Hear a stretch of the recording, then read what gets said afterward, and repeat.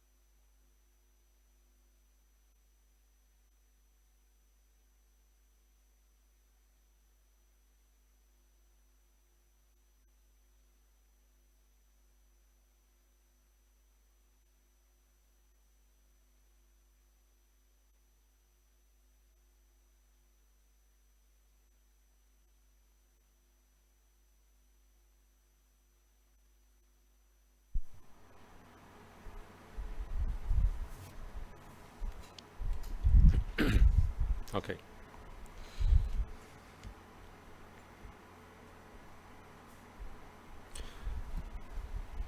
Let us make a start then. Just before we commence, I need to,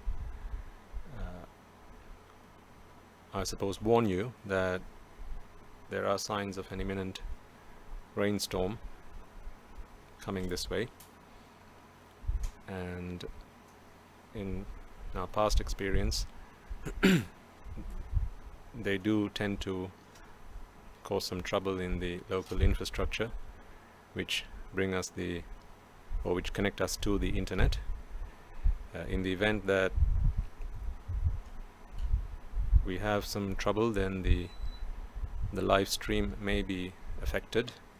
So if you have any problems with the quality of the stream, please do let us know in the chat box so that we can do something if there is anything we can potentially do. But I also need to warn you that it may be that we get cut off quite abruptly, and if that does happen, then we will try to get back online as soon as possible. But I'm just letting you know that it may be a possibility today, given the bad weather that we seem to be experiencing. It's not all bad just yet. The sun's still out. This is beginning to sound like a cricket commentary. The sun's still out, and we seem to be good to go, but I'm just letting you know that we may have trouble, so watch out. Okay, so as usual, we are all prepared to listen to the teaching of the Buddha. We have all come together today, although you may not be here in person. Wherever you may be, we are connected spiritually through the means available to us today, with the intention of listening to the teaching of the Buddha to help us cleanse our mind of the defilements which keep us bound to samsara. And before we commence, let us all take a moment to remind ourselves how fortunate we are, how extremely fortunate we are, how grateful we ought to be towards the Bhikkhu Bhikkhunis, Upasakas, Upasikas, who protected and preserved the pristine teaching of the Buddha and passed it down through the generations, which has enabled us to understand the pristine Dhamma expounded by the Buddha, and through the Dhamma to be able to understand what the Buddha is rather than who the Buddha was. And before we commence then, let us take a moment to affirm our allegiance to the Supreme One, the perfectly enlightened One, the magnificent One, the Immaculate One, the victorious One, the undefeated One, by reciting the Dhirasa Vigata Mohasa stanza, and as usual we will do it 3 times. Followed by that we will be taking refuge in the Noble Triple Gem and observing the precepts. So in order to do this, can I please ask you all to be upstanding wherever you may be, and you can all recite together along with me. Dhirassa Vigata Mohassa Pabhinna Khilassa Vijita Vijayassa Anighassa Susamachitassa Buddha Silassa Sadhupanyassa Vesantarassa Vimalassa Bhagavato Tassa Savakohamasmi. Dhirassa Vigata Mohamachittassa Buddha Silassa Sadhupanyassa Vesantarassa Vimalassa Bhagavato Tassa Savakohamasmi. Dhirassa Vigata Mohassa Pabhinna Khilassa Vijita Vijayassa Anighassa Susamachitassa Buddha Silassa Sadhupanyassa Vesantarassa Vimalassa Bhagavato Tassa Savakohamasmi. Namo Tassa Bhagavato Arahato Samma Sambuddhassa. Namo Tassa Bhagavato Arahato Samma Sambuddhassa. Namo Tassa Bhagavato Arahato Samma Sambuddhassa. Please repeat after me. To observe the precepts, and prior to that, to seek the refuge of the Noble Triple Gem. Buddhang saranang gacchami, Dhammang saranang gacchami, Sanghang saranang gacchami, Dutiyampi Buddhang saranang gacchami, Dutiyampi Dhammang saranang gacchami, Dutiyampi Sanghang saranang gacchami,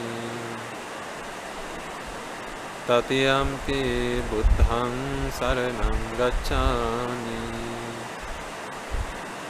Tatiyampi Dhammang saranang gacchami, Tatiyampi Sanghang saranang gacchami, Sarana gamanang sampunnam, Anatipata veramani sikkhapadang samadhiyami, Adinnādāna veramani sikkhapadang samadhiyami. Kamesu miccācara veramani sikkhapadang samadhiyāmi. Musava.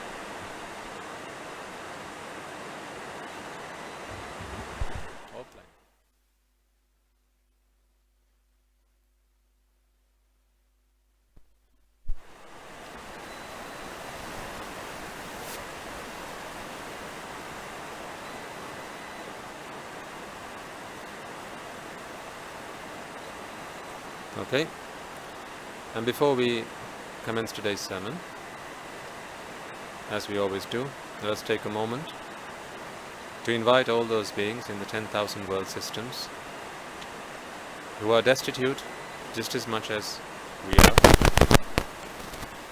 with no refuge,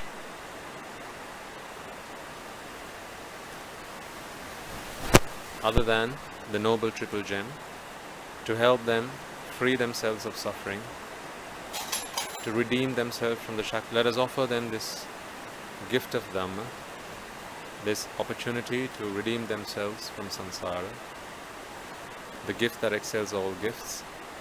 So let us now all take a moment to invite all the devas, brahmas, spirits, demons, and our ancestors who are now among the dead, wherever they may be, in whatever capacity they are able to join us, and to witness this meritorious deed as it unfolds, to listen to the teaching of the Buddha, to understand it, to comprehend it, to rejoice in these merits, and to enable them, to help them to attain the supreme bliss of Nibbana. With your hearts and minds filled with compassion towards all sentient beings, it is now time to invite them to join us.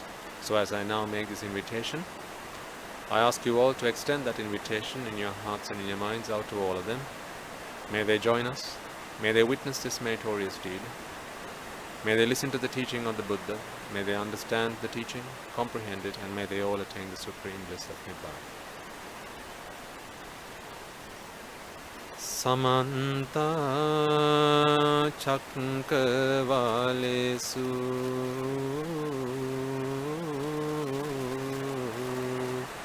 Atra Gacchantu Devata Saddhammam Munirajasansa Sunantu Sagga Mokkadam Dhamma Savana Kalo Ayam Bhadanta Dhamma Savana Kalo Ayam Bhadanta Dhamma Savana Kalo Ayam Bhadanta.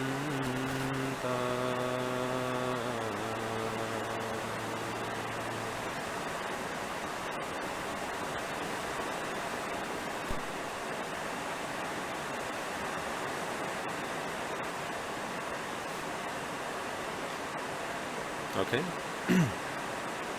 And also before we commence,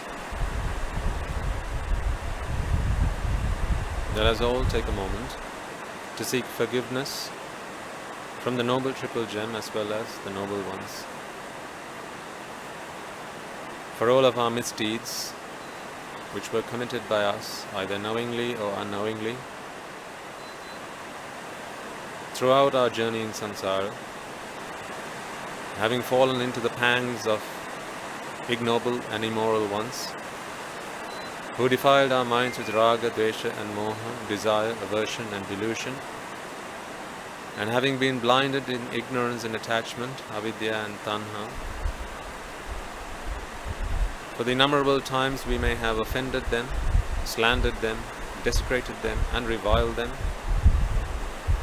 let us all take this opportunity to seek their forgiveness, for without that forgiveness, attaining Nibbana, progressing on the path to Nibbana, becomes virtually impossible.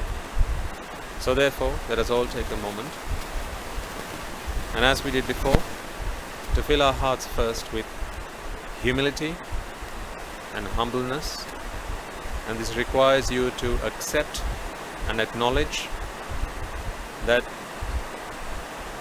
we were not always the good and kind-hearted people that we may be today. In this long journey in samsara, particularly without the Dhamma, our lives, our minds and our temperaments were very different to what it may be today, what they may be today. So therefore, let us honestly, genuinely take a moment to seek forgiveness from the noble ones, the Samma Sambuddhas, the Pacceka Buddhas, Arahata Buddhas, Anagami, Sakradagami, Sotapannas, they are on the path of having attained the fruits, as well as the Buddha's ministry, the Sambuddha Shasana, for any words, thoughts or actions of revile, desecration, slander, insult that we might have directed towards them.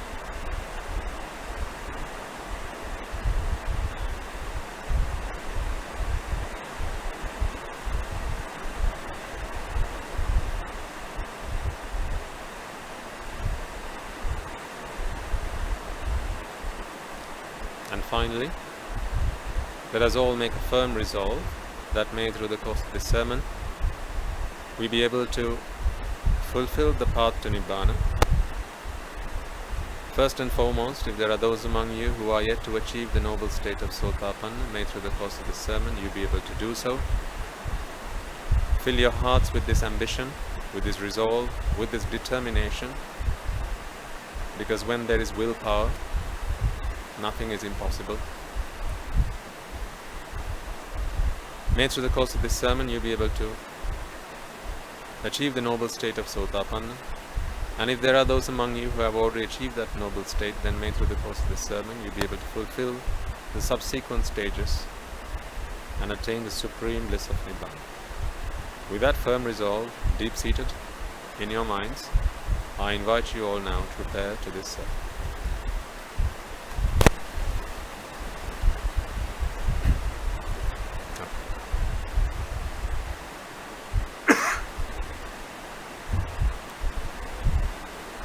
As always, I will remind you, this is always a gentle reminder, you must understand this, a gentle reminder to put away any distractions which may take your mind away, perhaps for a brief moment, but that brief moment might be the vital moment.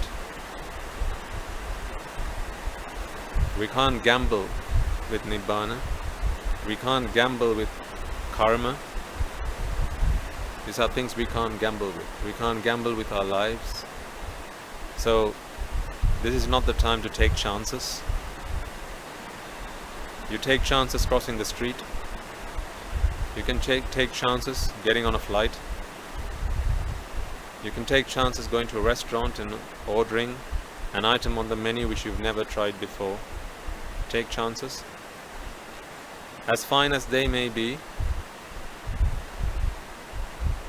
as innocent as they may be, I will warn you against taking chances with your Nibbana. This is not the time to take chances. This is the time to focus yourself wholeheartedly, 100%, with no distractions, because this is the time that you have been waiting for throughout samsara. I don't necessarily mean this sermon, you know that. What I mean is your association of the Dhamma. There are several things which are very rare.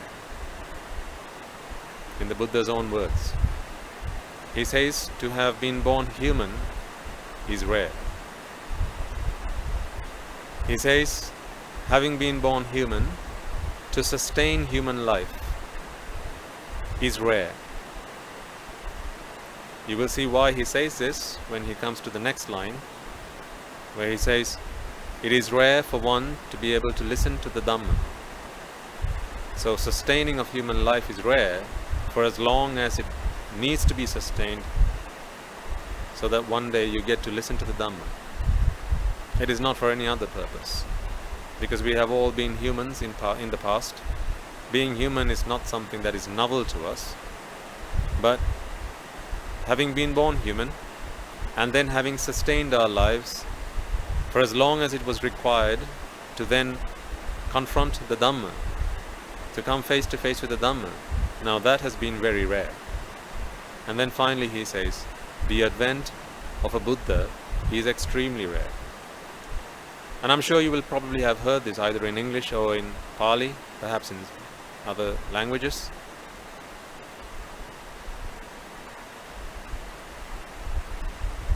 So this is probably not something new to you, but it's always important for us to remind ourselves that the Buddha, the all-knowing one, the perfect one, the one who makes no guesses. If there's one being who came into this world that made no guesses, no estimates, no guesses, no finger in the air, no let me think about it and I'll get back to you, none of those things. If he said it, it was as it was. Because he makes no guesses. He looks at the past, he looks at the future, he looks at things as it is, as they are, and he will tell you exactly what's going to happen. He will tell you exactly what happened, and it'll tell you exactly what is happening. So in all these 3 times, what he has said is spot on. Because it's not a guess. Ultimately, you will understand what I mean by this when your understanding of the dependent origination doctrine improves and enhances, or is enhanced. Because ultimately, the Buddha, being perfect in his knowledge about the Dhamma, and the Dhamma being the dependent origination process, the 4 noble truths, and so on, with his knowledge perfect in these Dhammas, he is able to use the principles of the Dhamma and then tell you exactly what's going to happen. So, when he uttered that stanza, Dullabancha Manusattena, or Dullabancha Manusa Patilabo, as in being born the human. Dullabancha Saddhamma Savana. Saddhamma Savana is the listening of the Dhamma, getting to hear the Dhamma. Dullabancha Buddhotpada. The birth or the advent of a Buddha is very rare. You will, as I say, you may have heard this stanza, but in particular the last line where he says the birth or the advent of a Buddha is rare. I'd like to invite you to witness this in another context. Of course, you will know that the arrival of a Buddha is not something that happens very often. The Abuddhotpada Kala, which is the time between Buddhas, or between the eras of Buddhas, is incalculable. Many yawns at a time. So there are more time is spent in the timeline of existence and the systems and the planetary systems and existence, I suppose, the cosmos, on the timeline of the cosmos. More time is spent without a Buddha, without the teaching of the Buddha, than those times when the Buddha's teaching prevails. But in another context, when he says the advent of a Buddha is very rare, you do know that there are 3 types of Buddhas. There are the Samma Sambuddhas, the Pacceka Buddhas, and the Arahata Buddhas. I would agree that he did mean the Samma Sambuddhas, but he perhaps also meant that the onset of a Buddha within each and every one of us, as in transforming ourselves into a Buddha, an Arahata Buddha, under his discipline, under his guidance, and by taking on his teaching. This is very rare. It's very rare that that happens. So being born human is rare. Sustaining your life for as long as it is required to listen to the Dhamma is very rare. Listening to the Dhamma excuse me, getting to listen to the Dhamma in itself is very rare. And finally, to listen to the Dhamma and then to go through an internal transformation which happens through the stages of Sotapanna, Sakruddhagami, Anagami, and finally by attaining sainthood or arhathood. Now that is also extremely rare. So these four things are very rare, and therefore these are not things that we ought to make a gamble with. These are not things that we can play about with. Cut a long story short, put aside all those distractions and strive to pay full attention to the sermon, particularly given that you are not in the presence of the Swamin Wahanse, so distractions will be quite the distraction. Now, I'm hoping that most of you, if not all of you, will have given yourself the opportunity to listen to the previous week's sermon. You see how I'm very careful with my words there? Given you the opportunity. Remember, you're not doing this for me. You can't be on the path of the Dhamma as a gift to me. That's not something you're giving to me. It's something you're doing for yourselves. So, if you have been careful with your time, I did ask you to make a timetable about 2 or 3 weeks ago. Given that you have a lot of free time, spare time now, a timetable is more important when you have a lot more free time on your hands than when you don't have much free time, because when you don't have free time, then you're already in a timetable, either yours or someone else's.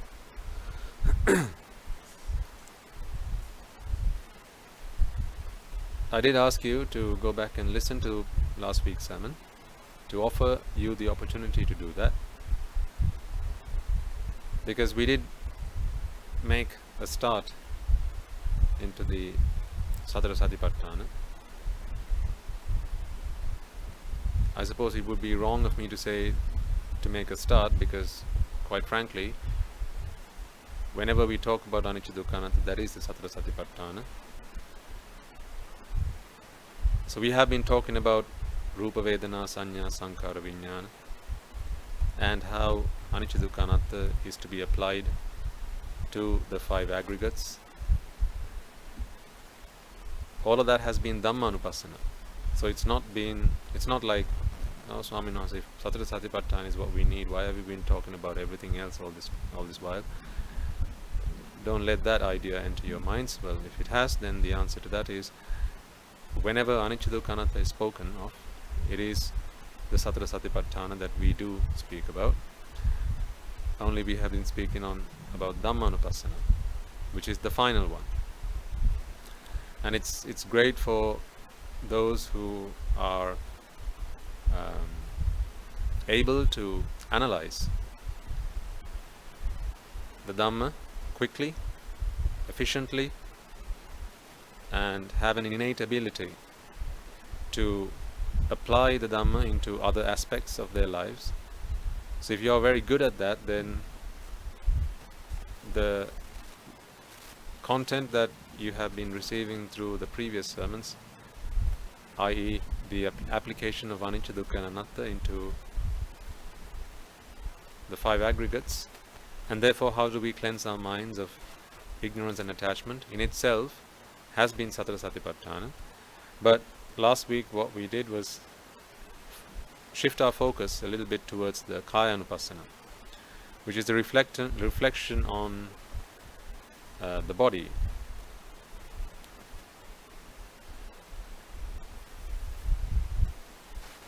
So we started off last week by asking the question of who's on the chair, and I think the homework, there were 2 bits of homework, if I remember correctly, my memory serves me well. One was to spend the rest of the week asking yourself the question and reflecting on what comes back as an answer. Asking yourself the question, who's doing the things that you do as you go through the course of the day? So as you attend to the chores of the day, waking up in the morning, opening your eyes, turning yourself around in the bed so you can sit upright on the bed, then getting out of bed. I mean, you can take it to whatever degree you're able to and you want to. Excuse me. You can make this as coarse or as fine as you like it to be. You can, I suppose, ask yourself the question, who spent last day, the day that just went past, the last 24 hours, who spent that day? So now you're asking yourself about the day that passed you by as a whole. So that's a very holistic view of that. Or you could delve down, deep down, and go as far as every chitta, if you really wanted to. But as we begin our practice, last week's task for you all was to begin to ask yourselves, as you go about through the course of the things that you do on a daily basis, who is it that's doing this? So I propose that when you go and brush your teeth, looking yourself in the mirror, ask yourself the question, who's brushing teeth? Who's brushing teeth? Who's brushing their teeth? Would be an interesting question to ask. And then, who's having breakfast? Who's cleaning the house? Who's washing the dishes? Who's cooking? Who just sat down to watch TV? Who's drinking water? Who's taking a walk? Who's taking the dog out to a walk? Who's the dog?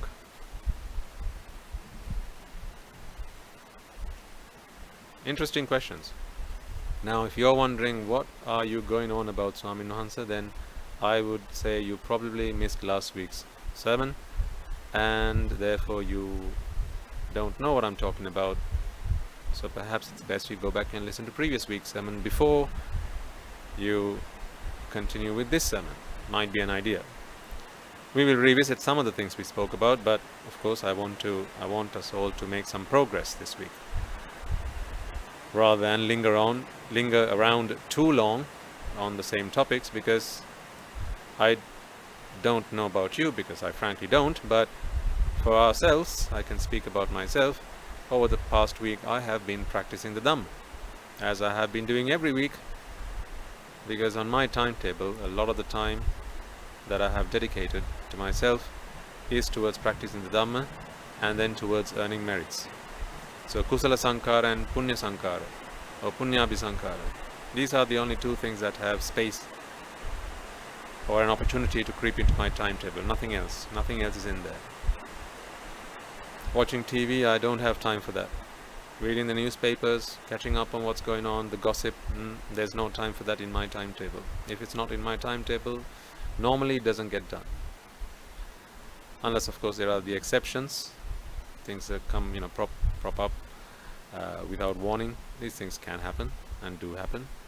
But I think I did share my timetable with you a long time ago, and in there it was all to do with the things I need to do towards my salvation and the salvation of others. So Kusala Sankara and Punyabhi Sankara. So anyway, coming back to what we were talking about, I'm asking you again, did you spend the last week doing what I asked you to do, which was to ask yourself the question, who's doing these things? If you're making a cup of tea, who's making this cup of tea, and to whom? Very important questions to ask.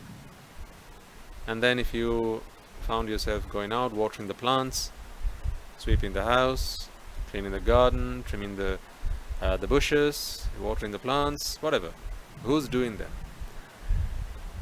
As you remember from last week's sermon, I think we came to you remember that we came to the conclusion through evidence. We used evidence to back our proposition that it is flawed to actually ask the question, who's doing it? Or at least, as a preliminary step, to think that the body that you're seeing, that you can see through your eyes, right? If you just look at your hand right now, your left hand or your right hand, right? Is that you that you're looking at? Is that you that you're looking at? And normally the answer to that is a straightforward yes, yes, so that is me, this is me. But as we discussed last week, the body cannot be considered the self, and we discussed those reasons last week. You remember, one of those reasons was, or one of the points of evidence that we used to back up our proposition was that if you, for instance, had a haircut, now there is less of you on your body than there was before you had a haircut. Does that mean your self has somehow reduced in size? And then when your hair grows back again, then has your self increased in size? Or let's say if you had to have one of your limbs removed for whatever reason, let's say there's someone who's had some accident and their limbs have been removed or it's come off. Now there's less of you physically. There's literally less body mass than used to be. So is it now less of a self than used to be? Some of you will have gone through various exercise regimes and various routines to reduce your weight, for instance. If, for instance, you thought one fine day, woke up in the morning and thought, oh God, I need to be losing a few pounds or a few kilos, as you think. Or perhaps someone passed a comment, you've put on a bit, haven't you? And we remember how I learned the hard way that you shouldn't be asking that question, or that you shouldn't be making such comments to others, particularly those who feel and believe that their body is themselves, because that's when people get offended. If you point at someone who is fat, so again, it's not the person that's fat. If you listen to last week's sermon, you'll know what I mean. If not, then you need to go back and listen to last week's sermon. Okay, so if you will have seen, or you may have heard, perhaps someone might have passed that comment towards yourself. I think you need to lose a few pounds. Then there is that something you feel in your mind, like there's a disapproval. It's a feeling of disapproval. Someone does not approve of the way you look. So in other words, the way you look is obviously about your body, because they can't see your mind. They're looking at your body, and as they make this comment, so what you do at that moment is, because you believe that your body is a large part of yourself, perhaps not all of it, but a large part of yourself, then that comment, which is a disapproving comment, can be offensive, considered offensive, and normally it does lead to bad feeling and sometimes to resentment between the person that said it and the person that heard it. You will all have experiences, more or less, in various situations in life. If you're a short person and someone calls you a short, the shorty, right? Someone says, you're a shorty, aren't you? That can be quite offensive. You may have been offended if you have been on the receiving end of some of these, or if you've been on the giving end, then you may have used such remarks to insult someone. Perhaps if you call someone a shorty or a fatty, then it may be that you have used these words to insult someone.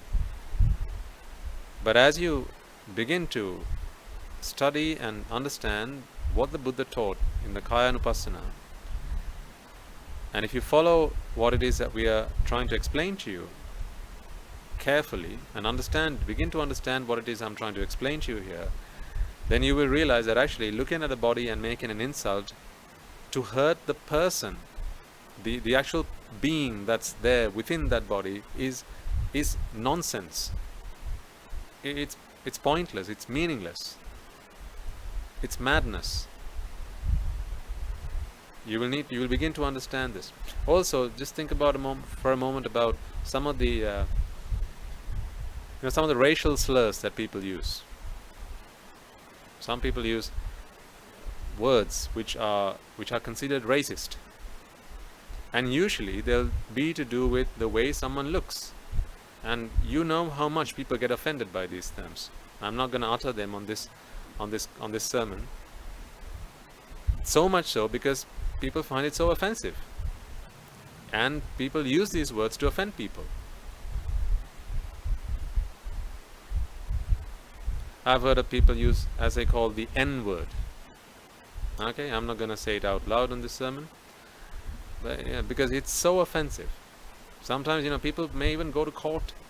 They'll file a lawsuit against you if you use that word in public, because they're considered to be so offensive. But actually, think about it for a moment. People are they feel so touchy-feely about these terms and these words they consider to be insulting because they believe that this is an insulting remark made about them. Does that not imply that they consider their bodies to be them? They consider that their body is them. This is them. This is me. Looking at the body, if someone insults you because of your complexion, how can that be an insult? Ultimately, are they not just simply making a comment? Is it not stating a fact? Is it not stating a fact? How come these swear words, they're now considered swear words, even perhaps the N-word, right? So words that are less malign could be, as I said, shorty, fatty, right? These words.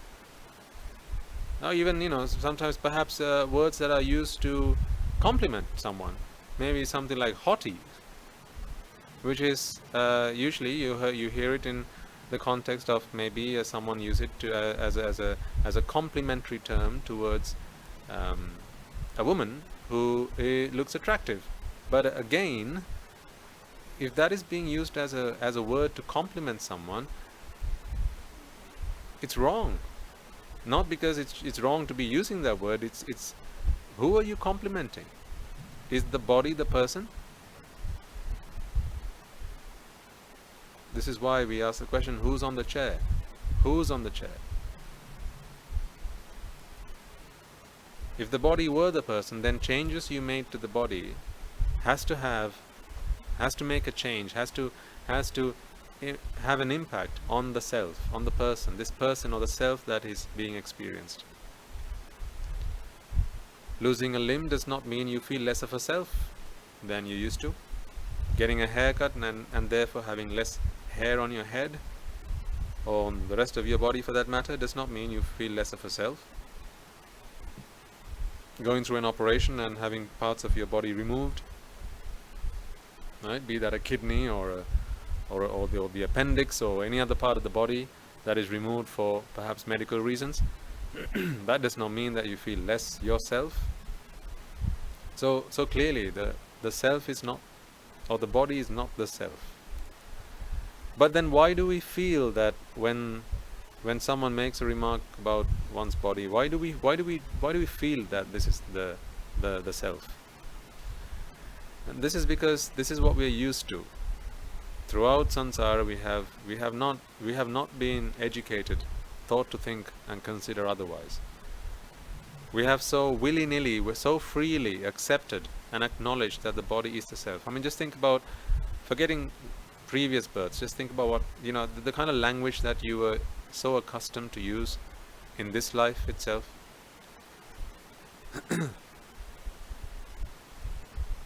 So for instance, let's say you're being bitten by a mosquito and you start to feel the pain.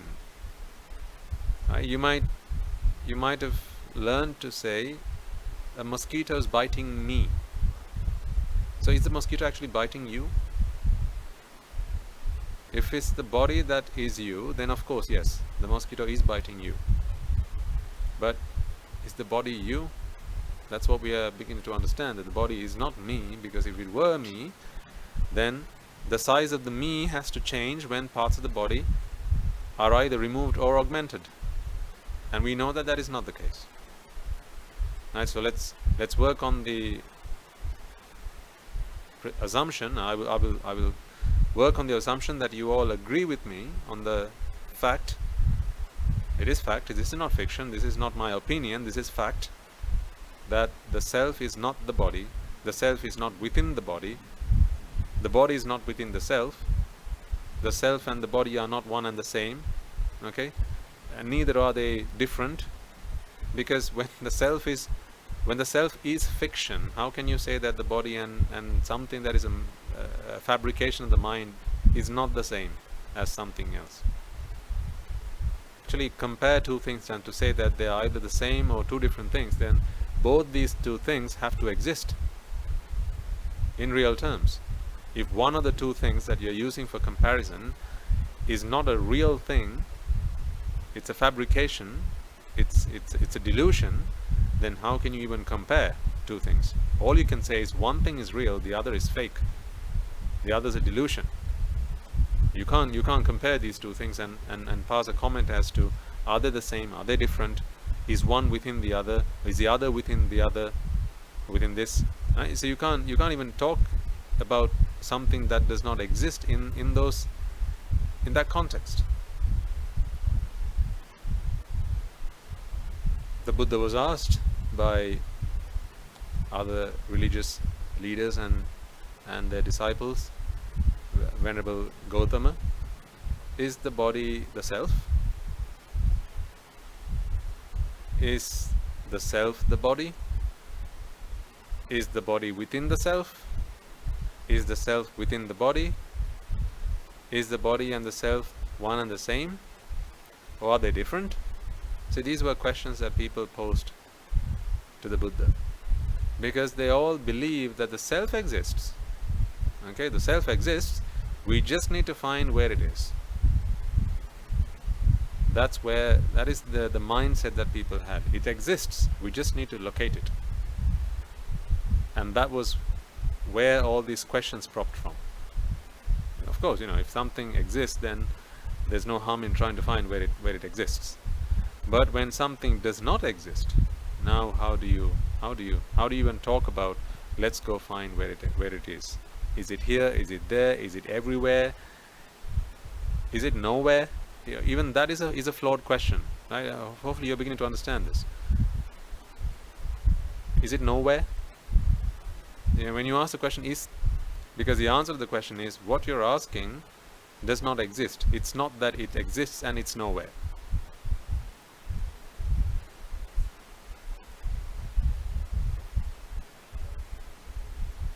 I'm trying to explain this to you as simply as I can, given the fact that you have nothing to look at except a few changing images on your screen, perhaps, if you're looking at your computer screen right now.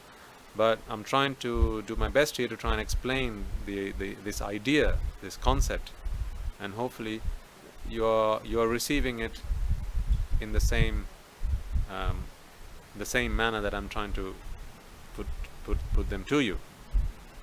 But let's continue. Let's try and see how far we get. It may be that at the end of this sermon someone says, Swami, can you just talk to us about what you have been talking about all this while? Let's not talk about Kaya Anupassana. Can't understand a word you're saying. Maybe if that happens to be the case, then maybe, I don't know, we'll see. But it's important to understand this, because as I said, when you begin to understand these concepts, folks, I promise you, you will begin to find a lot of answers to some defilements that were deep-rooted within your mind, those to do with sensual desires, particularly those to do with the fifth sensual desire, as in the sensual desire associated with touch and taste and smell. Because to experience these three, smell, taste and touch, requires the presence of a body. And when a body exists, just think about this, right? When a being is born into the karma world, they are born into the karma world because they believe that the body is the self. At least partly. The body, a large part of who I am, if they are not of that belief, then there is no reason for them to be born in the karma worlds. So all beings below the Deva worlds, Deva worlds and below, so there is anything below the Brahma worlds, from the Paranimita Vasavarti all the way down to the 4 great hells, to be born with these, so this is the karma worlds. To be born in the karma worlds requires one to have the belief that the self exists within the body, or the body exists within the self. There's some entanglement between the self and the body. Body and self are associated for them. So when the Buddha was asked the question, where is the self? Is it here? Is it there? Is it everywhere? Is it nowhere? The Buddha refrained from answering those questions because he realized, not because he didn't know the answer, he realized that the person who's asking this question asks this question based on an incorrect paradigm. They're formulating this question based on the understanding, based on the knowledge that the self exists. Now let me go find where it is. This is why when he preached the dependent origination, how the self manifests. So rather than answering the question where it is, or where it is, you're asking the wrong question. Instead of answering the questions that were posed to him, he said, you're asking the wrong question. That was his answer. And instead, he offered an explanation that helped them to break free from the paradigm that they were formulating their questions in, and start to see the truth.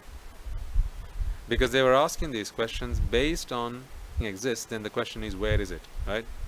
That's sensible. That makes sense to everyone.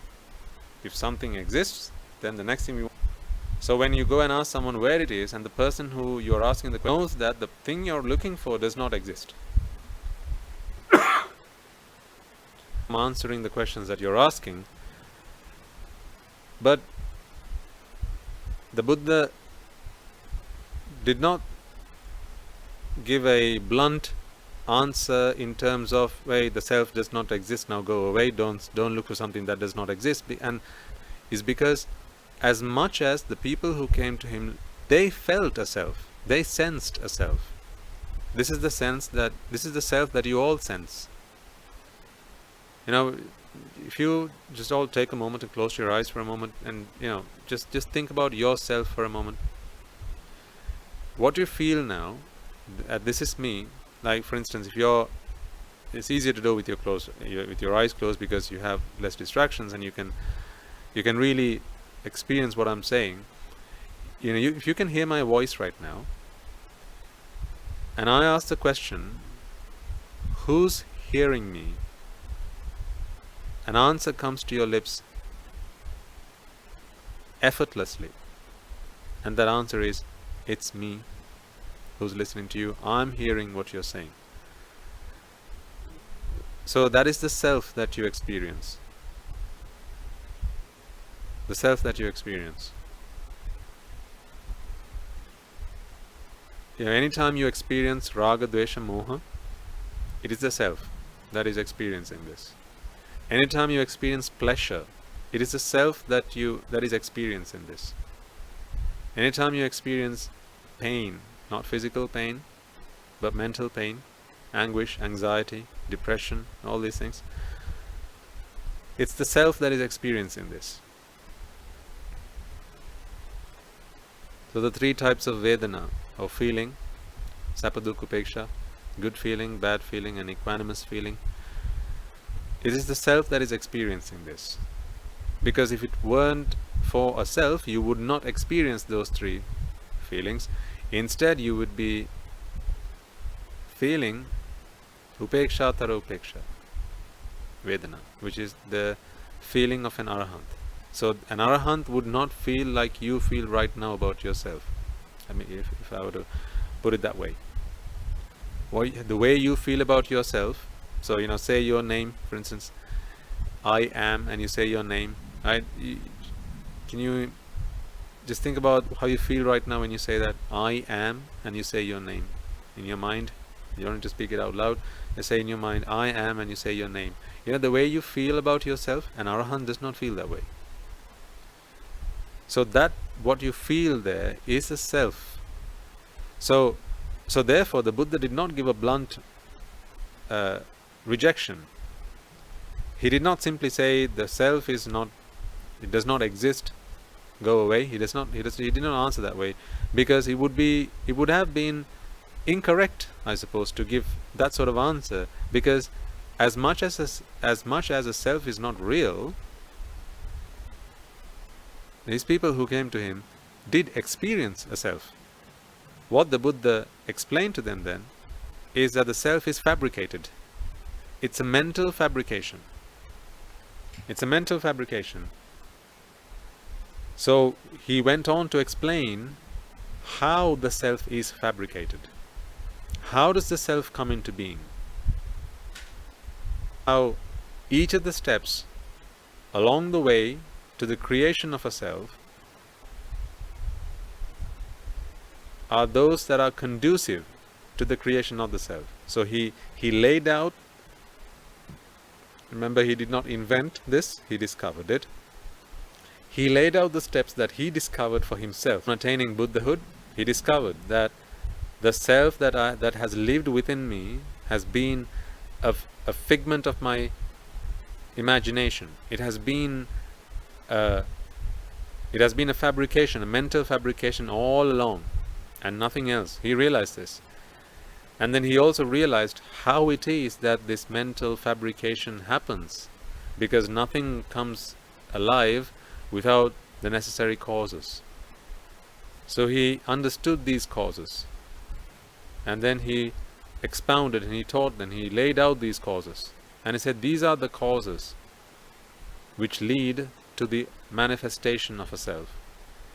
He then went on to explain that the self is nothing but an instrument that has been created for the purpose of suffering. So really it would be wrong to ask the question, who is suffering? That would not be appropriate to ask the question, who is suffering? The self is suffering. It's not like the self is, it's not like, what I'm trying to say here, I don't know if I'm failing with my words trying to get this message across to you. Suffering and self are one and the same. It's not like the self is going through suffering. It's not that. The self is not going through suffering. The self is suffering. Dependent origination, as you know, we have talked about this in the past. Dependent origination speaks about the origination of what. I have asked you this question in the past, and you have very, very intelligently answered this question, as you are probably answering right now. Dependent origination speaks of the origination of something that is dependent. Something that is dependent. And something that is dependent in this context, what we are referring to here, is suffering. And on the other hand, dependent origination explains how the self comes into being. So that tells us then that if dependent origination speaks to us, tells us how suffering comes into being, and dependent origination also explains to us how the self is made, then clearly these two things are one and the same. So don't think of, because again I'm trying to help you understand why then we feel that the body is the self. Because we have established that the body is not the self. We did that last week, and we have continued the conversation today. So the body is not the self, but nevertheless we experience a self, and and that exists, right? So we experience pleasure, we experience pain, we experience vexation. These are feelings that we experience. These experiences are manifestations of the self. This is evidence that the self exists. If you did not feel pleasure, if you did not feel pain, if you did not feel vexation, then you are not someone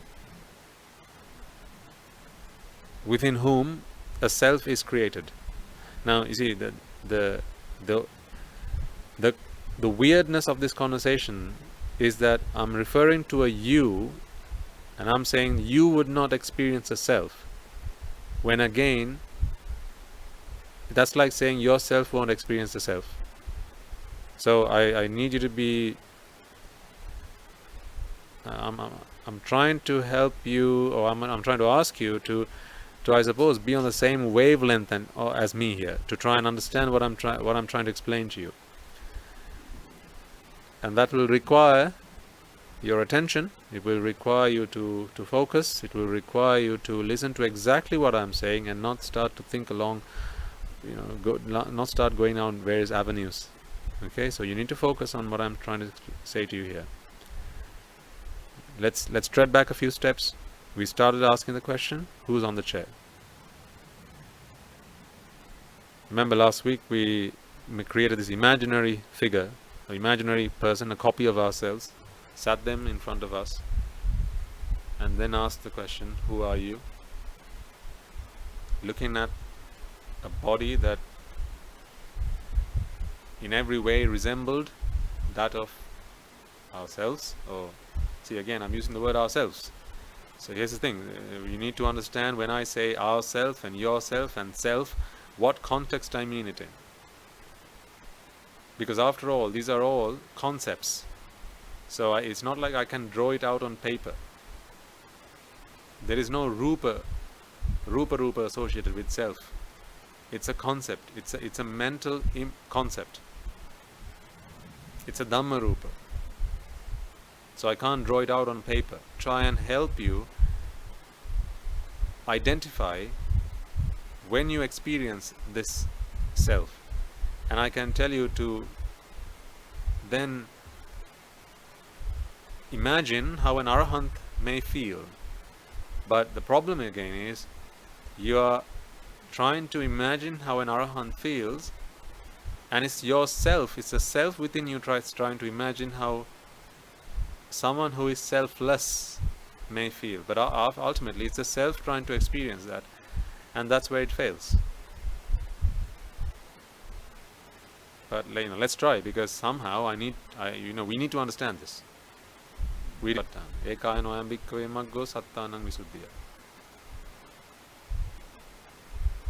To cleanse the mind of defilement. And fear not, by the way, it may be that the first 10 sermons you don't understand a word of what I'm saying. It's possible, and that's okay. Trust me, this is not the first Buddha you've come across. Expounded the Satara Satipatthana.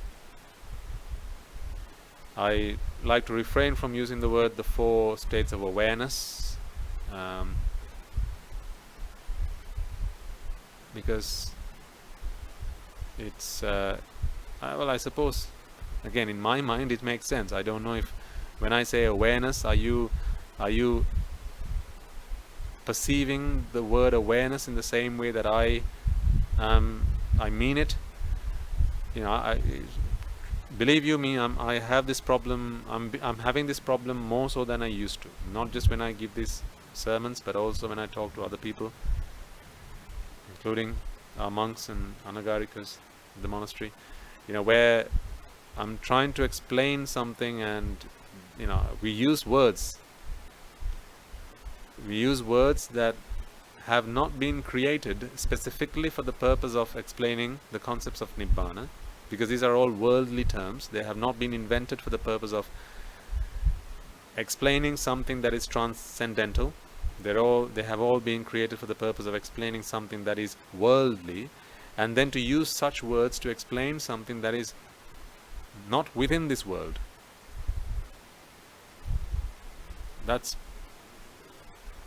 a challenge. It's quite challenging. So I often, as of late, have been experiencing this where someone asks me, Swaminatha, what's the best term for Satara Satipatthana in English? Now I'll say, well, can we not just use Satara Satipatthana? But usually they come back with a no, we can't do that because what, they don't like you speaking in Sinhala in the English sermons. Alright then, the 4 states of awareness, does that cut it? Oh, it does for me. Or you could say 4 slices of bread and I'll tell you, yes, yeah, it makes sense to me. But my concern is, we can walk away with terms. This is all terminology. We can walk away with terms that convey, or we are trying to use these terms to convey certain concepts and ideas, whether they mean to you what it means to me. Oh gosh, who knows that? I suppose we'll never know. But we'll keep trying, because somehow or the other we need to understand this. We need to get our heads around this. But I assure you, let's not be of haste here. Let's take our time. So if we need to continue this conversation for the next several weeks, then we'll do so. And each week I will try to simplify, because as I contemplate on these concepts throughout the course of the week, as I share what I have understood with others, and as I discuss what I have understood with my teachers, and they further explain things to me, then the explanation of these and the conveying of these ideas and concepts are further simplified. So we'll keep trying. Fear not and do not lose hope. This can be understood. If I can understand it, you can understand it. That is the truth. Okay, I'm not just sugarcoating it. That is the truth. If I can understand it, you can understand it. We just need time, patience, and determination. Okay? So, let's come back to what we were talking about. We have established that the self does not exist within the body. We have proved this with various examples. We did last week, and we have also discussed one or two this week. And then we are now trying to answer the question, well, if that is the case, why do I still feel a self? What I then explain to you is, this is not something that is new, it's not something novel, it's not like this generation all of a sudden started to feel this. In previous generations people didn't have this problem. Now, even in the time of the Buddha, and therefore way before that, there were people who were trying to discover, where does the self exist? Where does it exist? Because they were all working on the assumption. I suppose it's not even an assumption. They were working based on an understanding. It was a real understanding. You know how sometimes you know something very well, but technically what you know is wrong, but you still know it very well. Have you never had that, been in that situation? And then you talk to someone and you actually say it like, you have every confidence that what you're saying is true and correct and accurate and precise. But then during that conversation you begin to realize that the view that you hold is incorrect for some reason or the other. And then you could have sworn by the fact that what you thought that what you were saying, it was true, was perfect in every way. So it's not like you were making a guess. It's not like you were estimating. You knew it, but that was wrong knowledge. You will all have had that experience at some point or the other. So, contemporaries of the Buddha held on to the belief that the self exists. We just need to find where it exists, where it is. And they were so engrossed in the activity of self-discovery. In other words, they wanted to discover where the self was. They were so engrossed in that in those days they had accepted that he who discovers where the self exists and is able to proclaim it and utter it with certainty and confidence and conviction is the Buddha. So there were plenty of teachers back then. As I said earlier, there were plenty of teachers back then who proclaimed that they had discovered the location of the self. Some of them said that the self is in the body, others said the self is outside the body, some said it was in the body, some said the self is the body, some said the body is the self. Right? So you can imagine all various variations of this concept. So they, all of them, proclaimed to be Buddhas. So in the time of the Buddha, there were lots of Buddhas. So you can imagine, right? When Prince Siddhartha, he goes through the process of understanding the Four Noble Truths, and he achieves enlightenment. You can imagine when he says, "I am now the Buddha." It was like, it's nothing new. There were lots of people who claimed to be Buddhas back then.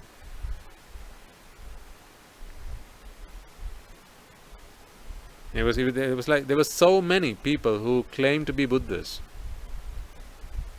There was an abundance of Buddhas in the time of the Buddha. So, because no one knew who the real Buddha was. It was not like you could go to the audience and say, "Can the real Buddha please stand up?" Right? So, you couldn't do that. But so when the Buddha, as in Gautama Buddha, the real Buddha, believed that they were Buddhas, it's not like they might have been the odd person that only proclaimed it for fame and various other advantages and gains, but quite a number of those quasi-Buddhas actually proclaimed that they were Buddhas, thinking that they were actually Buddhas. So you can imagine how much people held on to the view that the self is real. It's a very real, it's a very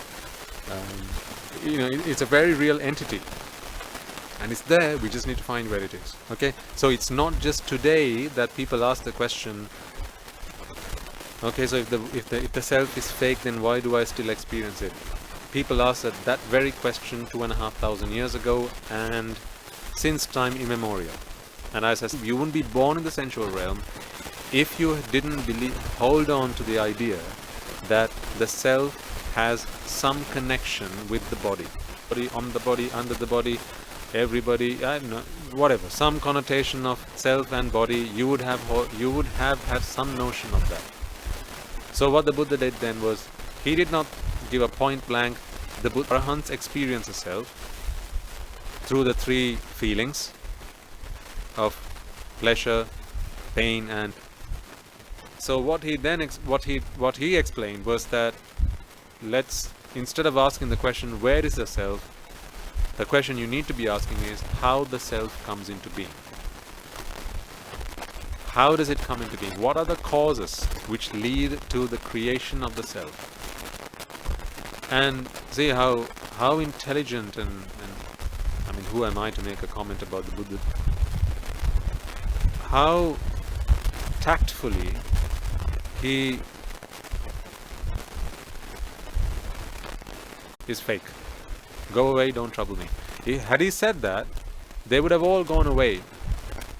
Only they would have gone away none the wiser.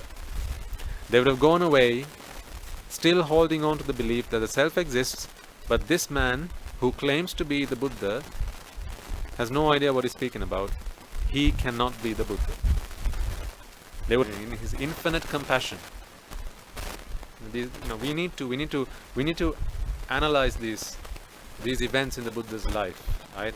And as we try to understand the Dhamma, we also need to try and understand what the Buddha was. You'll see I'm trying to avoid using the word who the Buddha was. I want you to start to think in these terms. That's why I'm not saying the words who the Buddha was, but rather what the Buddha was.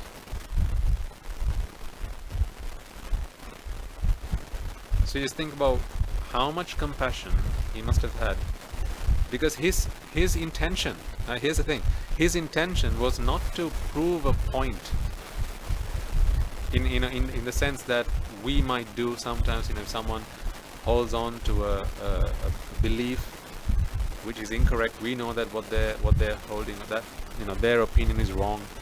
Sometimes we say things just to prove a point. And the point being, I'm right and you're wrong, right? Some people do that. His intention was not to prove a point. His intention was to help them understand the truth, to help them be free.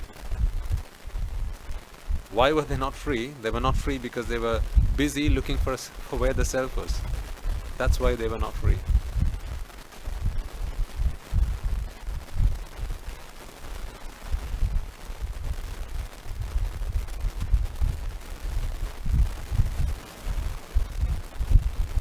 That's why they were not free. They were busy. They were busy looking for where the self exists, looking for the self. And that's when they have discovered that the self really does not exist. If you knew that something does not exist, you wouldn't go looking for it, unless you were mad. So, think about it. The Buddha's compassion here, someone comes and asks him, where does the self exist? The Buddha knows clearly, this man is talking nonsense. He shouldn't really even be asking this question, because he's asking this question based on his idea that the self exists. I just need to find where it is. He's speaking to someone who is of that opinion. So therefore he says, the question you're asking is incorrect. Rather than ask me, where is the self? The question you ought to be asking is, how does the self come into being? So you see, he did not point blank say, the self does not exist. But when he started to preach the Dhamma, and they now started to get some answers, ultimately what the Buddha said was, actually the self does not exist. Why? Because you know now that the dependent origination process starts at ignorance. Ignorance is the manifestation of ignorance is that you sense that something exists when it really doesn't exist. To see that something's real when it's not real, or to see that something's not real when it's real. This is all part of ignorance. Remember baby Natasha? Remember where did they go to? What kind of doctor did they go to see? They consulted not a psychologist or a psychiatrist. They consulted a pediatrician, a doctor, or at least they thought they were consulting a pediatrician, when actually they were consulting a psychiatrist, someone who could treat this person's mind. But I'm talking about the woman. Again, you see, I can't call her a mother, but she's also a mother. She's a mother and she's not a mother. She's not a mother because she doesn't really have a child, but she's a mother because she thinks she has a child. Okay, so she was taken to a pediatrician. Well, actually no, she was taken to a psychiatrist, but she thought she was going to a pediatrician to get medicines for her child, a child that she never had. See, can you try and relate that example or that simile to the Buddha's approach to the problem when someone comes and asks him, Bhante, Venerable Gautama, where is the self? See, now the Buddha does not say the self does not exist, just like that psychiatrist did not say, your child is not real, madam, you have lost it. he did not say that. What he did was, he started to give her medicines. He gave her a prescription and promised her that this prescription is the best thing for her infant. When in fact, he was actually treating the woman herself. So again, when this person, these Brahmins, they came and asked the Buddha, where is the self? The Buddha said, that's not the question you ought to be asking me. How does the self come into being? Let's talk about that. And you see, if as I said, if the Buddha had said the self was fake, you can imagine what they would have done next. They would have stood up and they would have walked away. But instead, what the Buddha is saying is, let's find out how the self comes into being. So really what he's saying is, I want to talk to you about something you want to talk to me about. So now they're all ears. They want to be in this conversation. They want to have this conversation.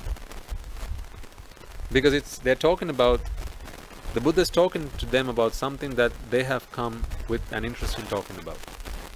So then he says, what is the immediate cause for self is bhava, or coming into being, becoming, as we have discussed in the past. Bhava. Bhava pacca jati. Jati is where the self comes into being, or comes into existence. And then the immediate cause for bhava, he said, was clinging, upadana. And we've talked about this in the past, so I'm not going to outline that again. Going all the way back, it goes to abhisankara, or sankara, and then ignorance, avidya. See, when you get to that point, you can imagine, right? Just imagine the look on the face of this person, the Brahmin that the Buddha is speaking to. See, they have no problem until they get to ignorance. Because ignorance is essentially saying you're wrong.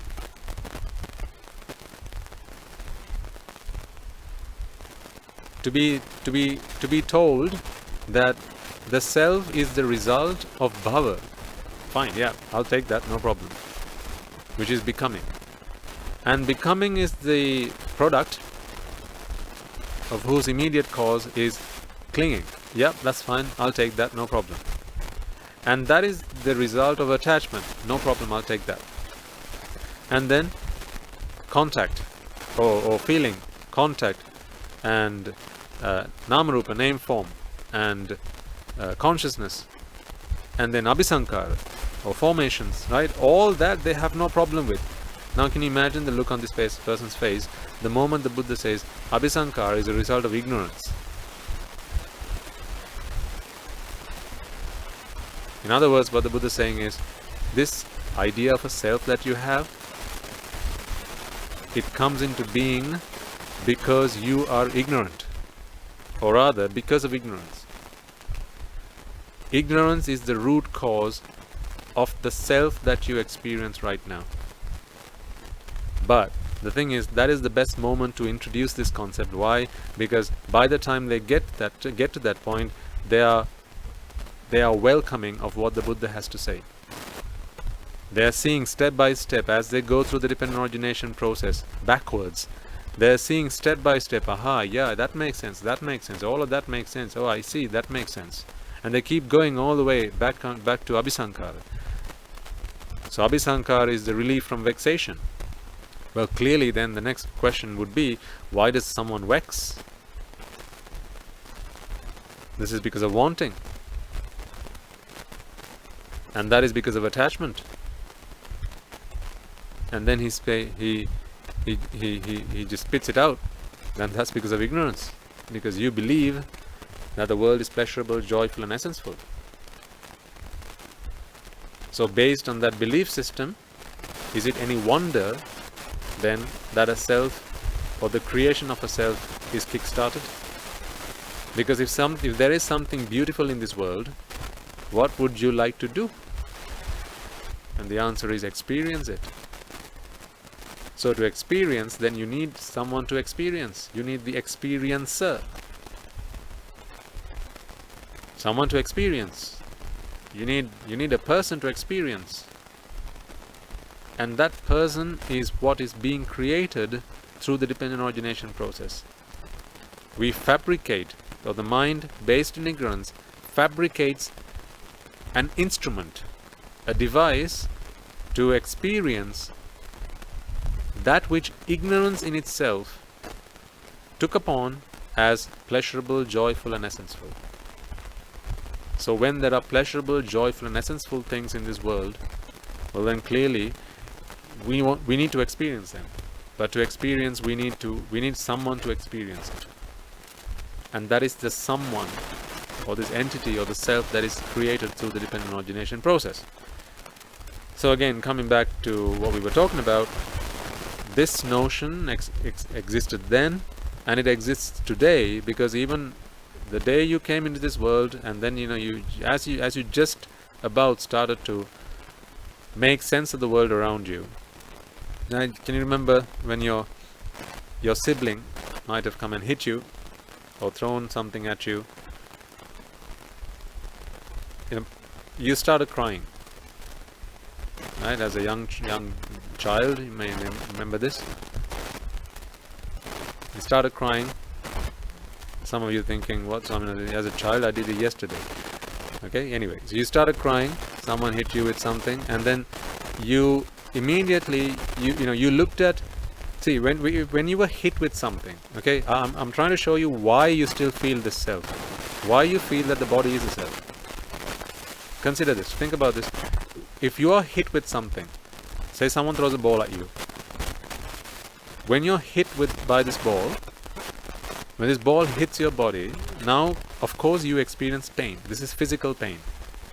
And that is experienced not just by those who have a self, but it is experienced by everybody. Because physical pain is universal. Wherever there's a body, there is the potential to experience physical pain. You don't need abhisankara or any of that to experience physical pain. Physical pain is real. Mental pain is a fabrication. Okay, you know this stuff. So, when you were hit by something or somebody, you experienced physical pain, and then, that experience of pain you experienced, right? I mean, that was the self experienced that. So, you remember looking at let's say you were hit somewhere on your chest or on your stomach. You would have looked down at yourself. Perhaps if you were wearing a t-shirt or something, you would have lifted your t-shirt up just to see, if the ball had caused a bruise or wounded you. You would have looked at yourself, and having seen that it has made some damage, at least the physical pain, you are now experiencing the pain. The raw pain I'm talking about here. That pain you're experiencing, right? Because you've just been hit by the ball, and thinking about the biophysics there, the ball has come into contact with the skin, and then there are the nerve endings on the skin. Those nerve endings have been stimulated. Therefore, there's the signals that travel to your brain, and the brain then transforms those signals into messages that the mind can interpret, and now they pass it down to the mind, right? So this happens to everybody. So clearly you experience the pain, the physical pain. Now what did you do? You're looking at your body. You turn your eyes towards your body. You're experiencing the pain. I'm experiencing the pain, and the pain appears to be coming from my stomach, from that part of my body. So now you're putting two and two together, and now you're beginning to understand, so if when that ball hit my stomach or this area of this body, it hurt me, then clearly this has to be my body. Because what you did next did not hurt you. What you did next was pick up the ball and hit it back at the person who hit you in the first place. And when it hit them, they started crying, but you didn't feel any pain. So you can see the crying, but not the pain. So then clearly, that body is not me, but this body is me. Because you are experiencing the pain, I am experiencing the pain. And then you look at yourself, so then this must be me. See, these are times when, these are some of the reasons why we began to associate body and self as one. Or we began to make those connections. I am the self. This body is me. Or, another example might be when your mother might have said, Putta, come and hold my hand. So she extended her hand, and you're hearing the words your mother's saying, hold my hand. So the mother's saying what? Hold my hand. And she extends this thing towards you. So she extends her hand towards you, and as she extends it, she's saying, hold my hand. So then you're looking at that, and then you extend your hand and touch her hand, and then she says, good Putta, well done. So now, again, in your mind, she's saying my hand, so your mother's saying my hand, and she extended this limb, or this thing, this physical thing. I mean, at that point, it's just another thing at you. And then when you held her hand, she said, well done. Which confirmed to you that that hand is part of who my mother is. So when she said, hold my hand, then clearly the hand is part of mother. So then the rest of her must be part of her. So then she has to be mother. That is mother. What I'm seeing is mother. What I'm holding on to is my mother. So that is mother. See, this is how we began to associate the physical body and the self as one. And then she said, go Putta, go and see why your Malli is crying. Okay, so you walked up to the cot.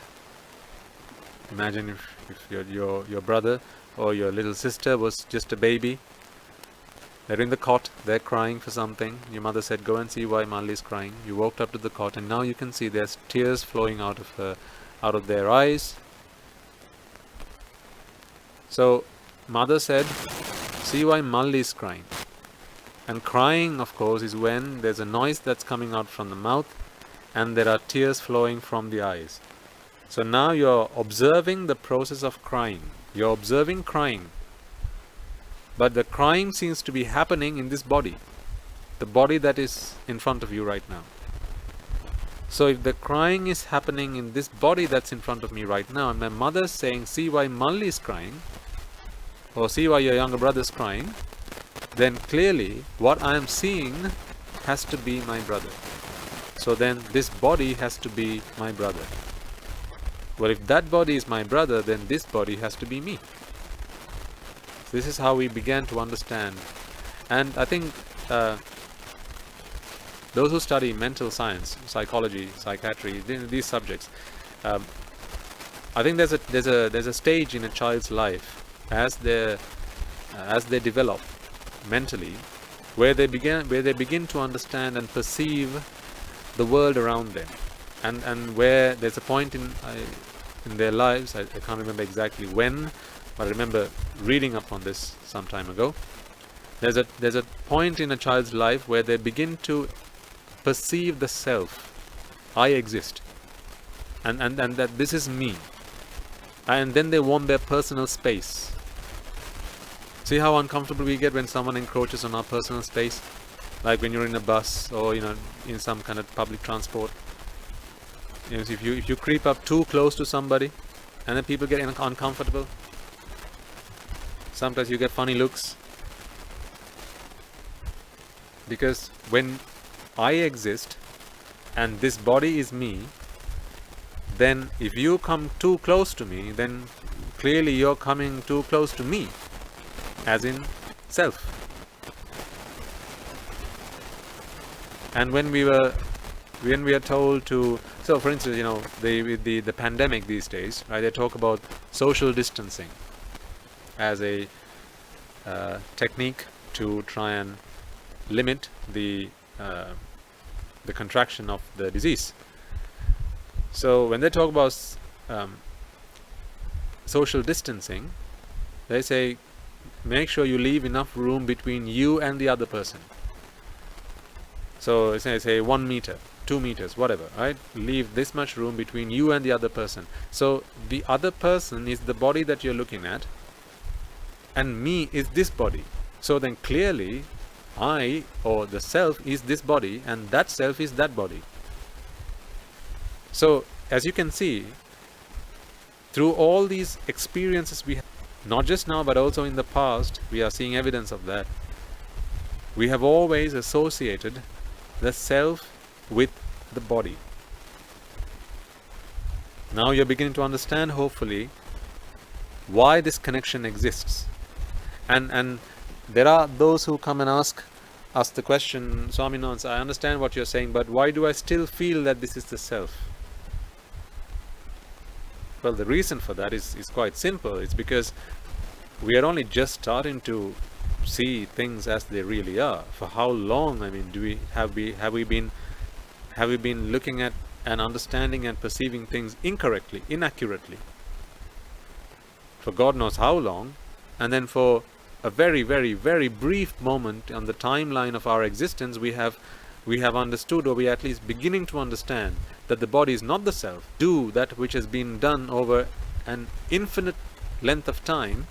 I mean, that's going to take some time. That's going to take some time. So it would be foolish then to expect instant results. I did not say it's foolish to practice the path. I said it's foolish to expect instant results. You will have results if you practice the path. You should practice the path now for future results. When the result comes, we don't know. But if you practice the path, then it will come one day. Not it may come, it will come one day. If you don't practice the path, again, it's not it may not come one day, it will not come ever. So practice the path and it will come. Don't practice the path and it will never come. Not it may never come, it will never come. Cause and effect everywhere. Be that on your journey towards worldly existence or on your journey towards Nibbana. Cause and effect. That's all there is, simply. Cause and effect. So this is how then we began to make these connections in our mind. And as I say, it probably may be that this is obviously what medical science has understood for now. You always need to suffix that with for now whenever you speak about science. For now. So science, suffix for now, says that children begin to perceive a self at a certain age, and before that they don't really understand, mother, father, the surroundings and everything else, and then this is me, I'm this is my body. Apparently they don't begin to understand that. But my point being, they would not have come into the karma world, the sensual world, if they did not take that the body was some form of the self, at least in their previous lives. But it's not like, and again, I suppose this is why some people think that in childhood you have the mind of an arahant, which gets defiled as a child matures and grows up and picks up various indoctrinations. This is incorrect, because if that were the case, then the most simple way to get someone to attain Nibbana would be to end a child's life at a very young age, and then they die an arahant. So that is wrong thinking. It's wrong entirely. So don't try that at home. Because the only way to cleanse the mind of defilements is, again, ekayano ambikkhave maggo sattanang visuddhya. You shouldn't be trying any other way, unless of course you are also a Supreme Buddha. So if you are not a Supreme Buddha, then the only way to cleanse our mind is to follow the teaching of a Supreme Buddha, and their teaching is the 4 states of awareness.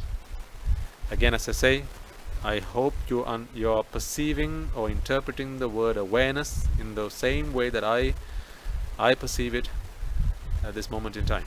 So awareness is not just being or knowing that something's going on. It's not just a case of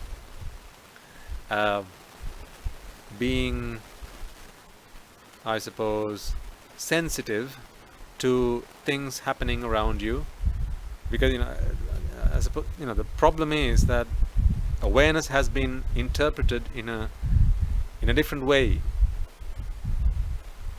these days. Since the passing away of the Buddha, over time, anything, this will happen to anything, and it does happen to anything and everything. Over time, meanings are misinterpreted, words are misinterpreted, and the teaching is misinterpreted. So today, a lot of the time, if you study meditation, any book you pick up, there are online courses on meditation now. You can do certificate courses in meditation. I realized I learned recently, and most of them will talk about awareness, and they'll say that awareness is about being aware of the present moment. So, for instance, as you breathe, be aware that you are breathing. As you walk, be aware that you are walking. As you talk, be aware that you are talking. So they'll say that awareness is that. This is why I'm reluctant and I'm very reserved in proposing that we use the word awareness when we talk about Satipatthana, because I don't want to convey that idea into your minds that it's simply about being sensitive to what's going on around you, because it's more than that. When you're walking, you need to be asking yourself the question, who's walking? And try to come up with a successful answer to that question. That is awareness. That's awareness. Not being able to answer the question, who's walking? That's awareness. I repeat, not being able to answer the question, who's walking? That requires awareness. Because you're now aware that it's not a who that's walking, it's a what that is being walked. Just as a side note, those of you who are very familiar with what do you call them, word processors, the world famous one being Microsoft Word, if you've used the spell check or the grammar suggestions that Word likes to propose, you will realize, and if you haven't realized this as yet, I would even suggest go and try it out, and you'll see what I mean by this. I don't know if any other word processor does the same, or any other grammar checking tool does the same, but Word certainly does this. Word does not like passive sentences. It does not like passive sentences, and I think it's generally accepted in good grammar that you need to try and move away from passive voice to active voice. I remember learning something like that in school when I was picking up my grammar lessons. So I remember my teacher saying, try and use active voice more than you use passive voice, or the preference is for active voice rather than passive voice. Have you ever considered why that might be the case? Because when something's in the active voice, you need someone to be doing it. So someone has to be doing it. So rather than saying the food is being eaten by me, apparently it's more appropriate to be saying I am eating food, or the food is being eaten. That's passive voice. They don't like that. I am eating food. Now we can breathe. It's very upsetting. Some people find it very upsetting. They come across a passive voice, sentence, and it can give them a sleepless night. Active voice is the preference. Active voice is a preference because people like to think of people doing things. There's a being, there's a someone that's doing something. But the problem is, there isn't a someone who's doing anything. It's a process. So when it's a process, you're going to have to talk in the passive voice.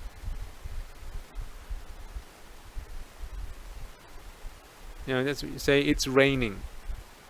How can you say? You can't say the clouds are pouring water, because there's no person doing it. It's not something that is done consciously. It's just a process that's happening. Now think about it, right? When we talk about Kaya Anupassana and we try to understand this notion of a self, and then we continue our practice and we begin to realize that actually a self does not exist. This is simply a process. Now how do we actually talk about the world in an active form, in active voice?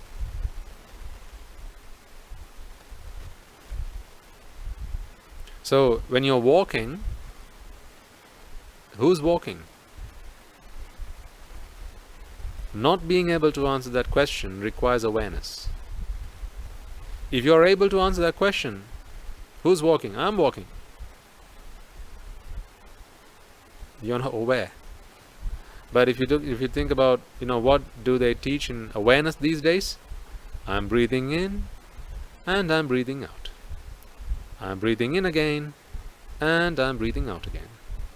Now I'm breathing in again and I'm holding my breath for the next 3 seconds. And I'm breathing out again. See, that's the self, time and time and time again. That is not awareness. And it is awareness in a worldly sense. This is what I mean. This is why I'm reluctant to use the word awareness when we talk about Satara Satipatthana. The 4 states of awareness, right? Fine, let's continue using it, but I really don't want you to take on the interpretation that is used these days, that awareness is simply being aware that you're doing something, or you're not doing something, or you're saying something, or you're not saying something, or you're thinking about something, or you're not thinking about something, because after all, there's no you to be doing or thinking or saying any of these things. This is a process that's running. Causes determine results and effects. Cause and effect. There's no person doing any of these things. And as we continue our conversations, one day I will prove to you that you do not exist.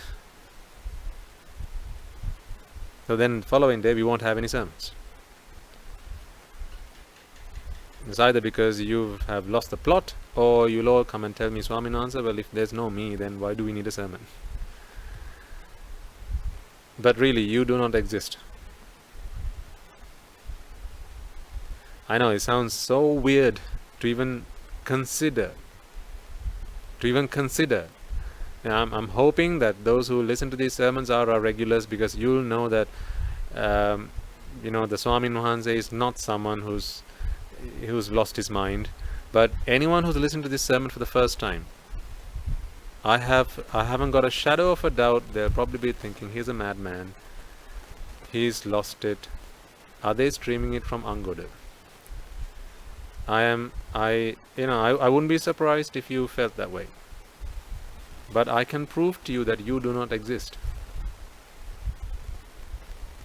Let's not be in any rush. We will continue these discussions as we go forward. But here's what I'm saying. Here's what I want you to be. Just be open. Don't put up your barriers and be of the foolish opinion that what I know is true and nothing else is true. Don't be foolish to think like that. Be open-minded.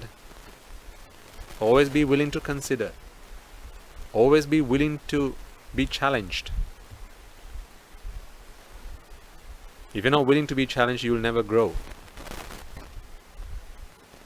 You'll always be the same. To grow, you have to be challenged. A challenge enables us to grow. Because a challenge shows us, if something's a challenge, then you've just hit a limitation that you have set for yourself. That's when you experience a challenge. If you're saying, oh, that's a challenge, what you're saying is, in other words, I've just hit the boundary of my capability, the present boundary of my capabilities. It does not always need to be there. All these boundaries that we set for ourselves, they're all artificial. They're all mental barriers. The potential of the mind is limitless. The mind has limitless potential, unlimited.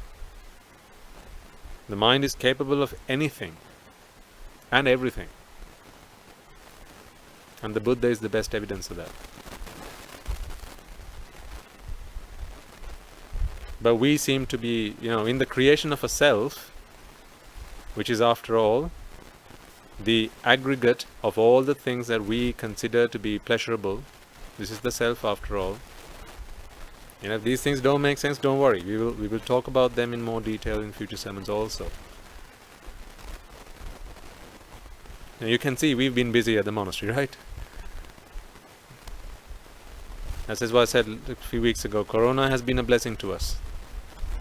The last time round when they said don't go out to preach, you are now confined to the four walls of your monastery, that was a blessing to us.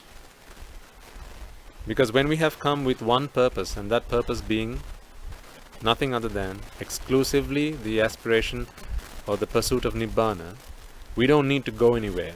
We don't need to be with anyone. We don't need to see anything. We don't need to hear things. We don't need to say things. We just need to be by ourselves until we get rid of the self.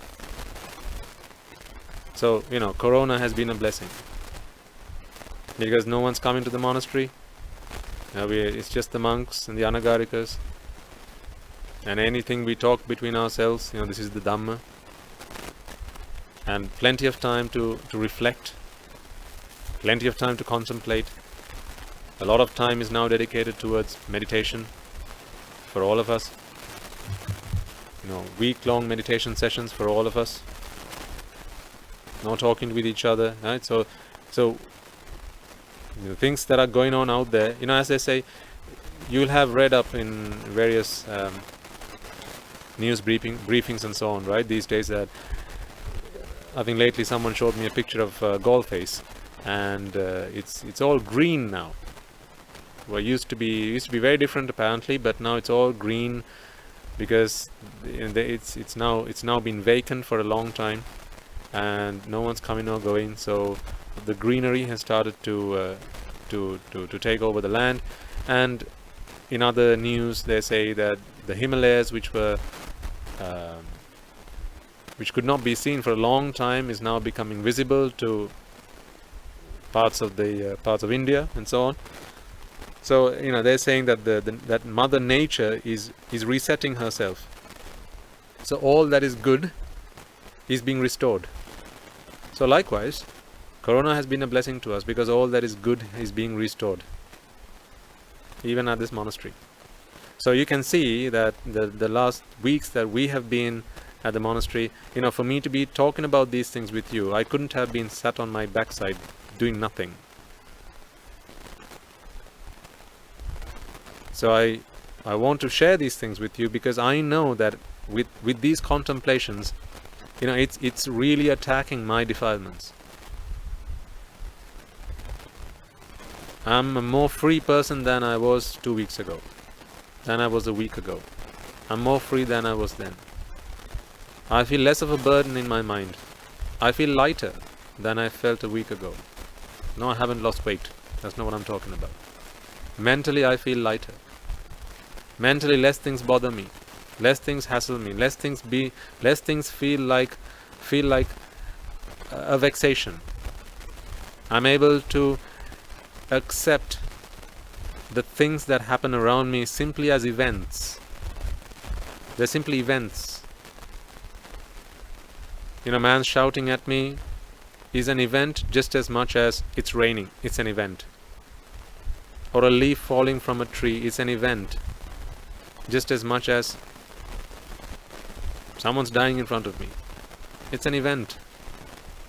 That's not to say that you won't intervene in one of these two events. That's not what I mean. But mentally, less things are beginning to impact me mentally. So I want to then, as I experience this lightness, I want to share what I have been practicing with you, and it's going to be heavy if you have not been practicing. Then it's going to be heavy. Whose fault is that? Of course, it's my fault. My, that's the fault. Yes, my. Not my fault. My is the fault. Because when you have a my, a me, a self, an I, then there are things you'd rather be doing than practicing the Dhamma. Like watching TV, going on Facebook, chatting on social media, catching up with friends, listening to music, playing an instrument, learning how to make vatlapang, then making it, then eating it, eating all of it, and then fighting with the rest of the family as to why you ate all of it, right? So you know the drill. So when there's a me, an I, and a self, right, all these things have to happen. But the less you, or the more you begin to understand that really I don't exist. This is all a delusion. This is all made up. This is all a fabrication of the mind. And actually, whenever you feel a self, you want nothing more than to rid that meaningless existence of a self within the mind. When you want nothing more than that, then every waking moment of your life is now dedicated towards that. And that's what we have been doing here. So, if these sermons are beginning to sound heavy, difficult to understand, I think it's time to take a closer look at what you have been doing over the last few weeks. I did also ask you to go back and check your YouTube history, your Google history, your Bing history. What have you been browsing? What have you been searching? What have you been listening to? What have you been watching? Self-discovery. Again, in every sense of the word. Self-discovery. So did you find surprises? Did you find things in there that you would have to delete if I asked you to send me a copy of your YouTube watch history? Did you find things in there you thought, actually this one Swami Nuance is not going to approve. Let alone Swami Nuance, my wife is not going to approve this.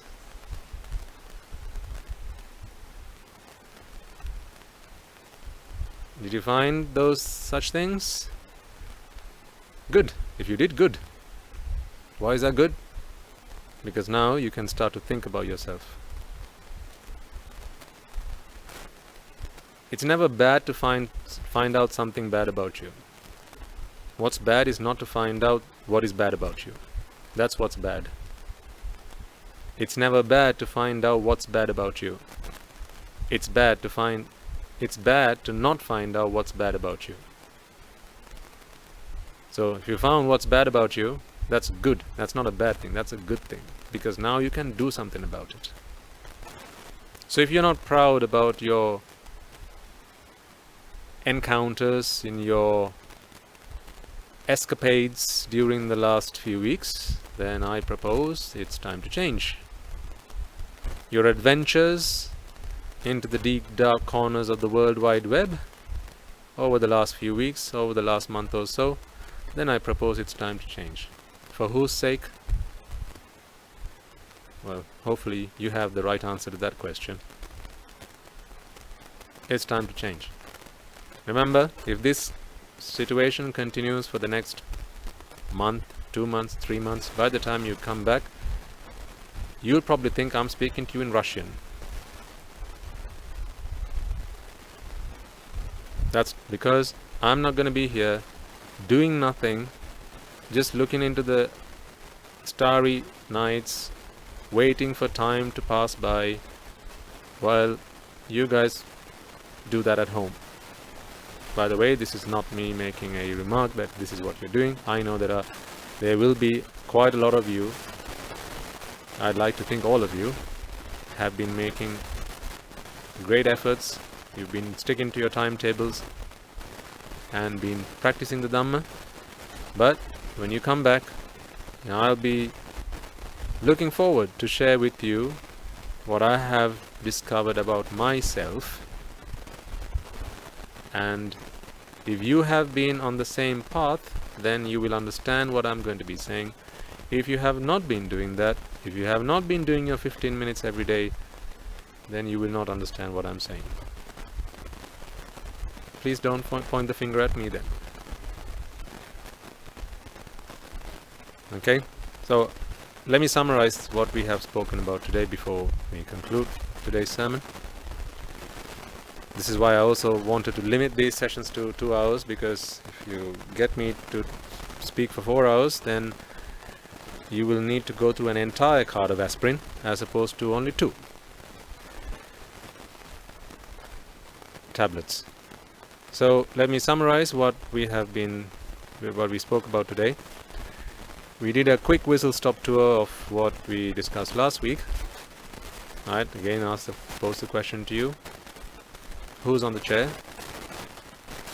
We reminded ourselves that we agreed, I think we all agreed on that point, that this body is not the self, but I do still sense a self. This week, through this sermon, what I wanted to answer is a question that may be lingering in the minds of most of you. Well, I get that, Swaminatha, that this body is not the self, but I still do sense a self. So I wanted to help you understand why that is the case.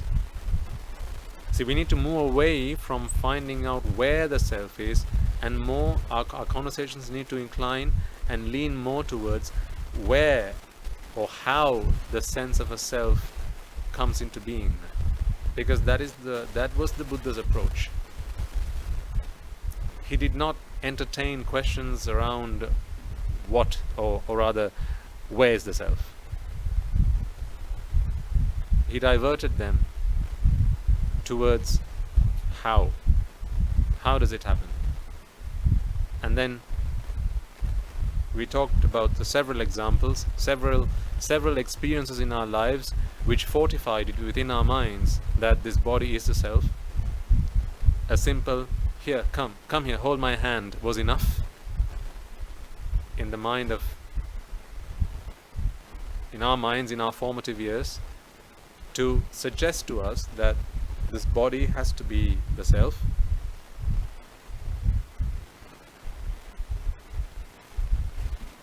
And then that was the language that we used. I give you that an arahant will also use the same language, because after all, language is simply a means to communicate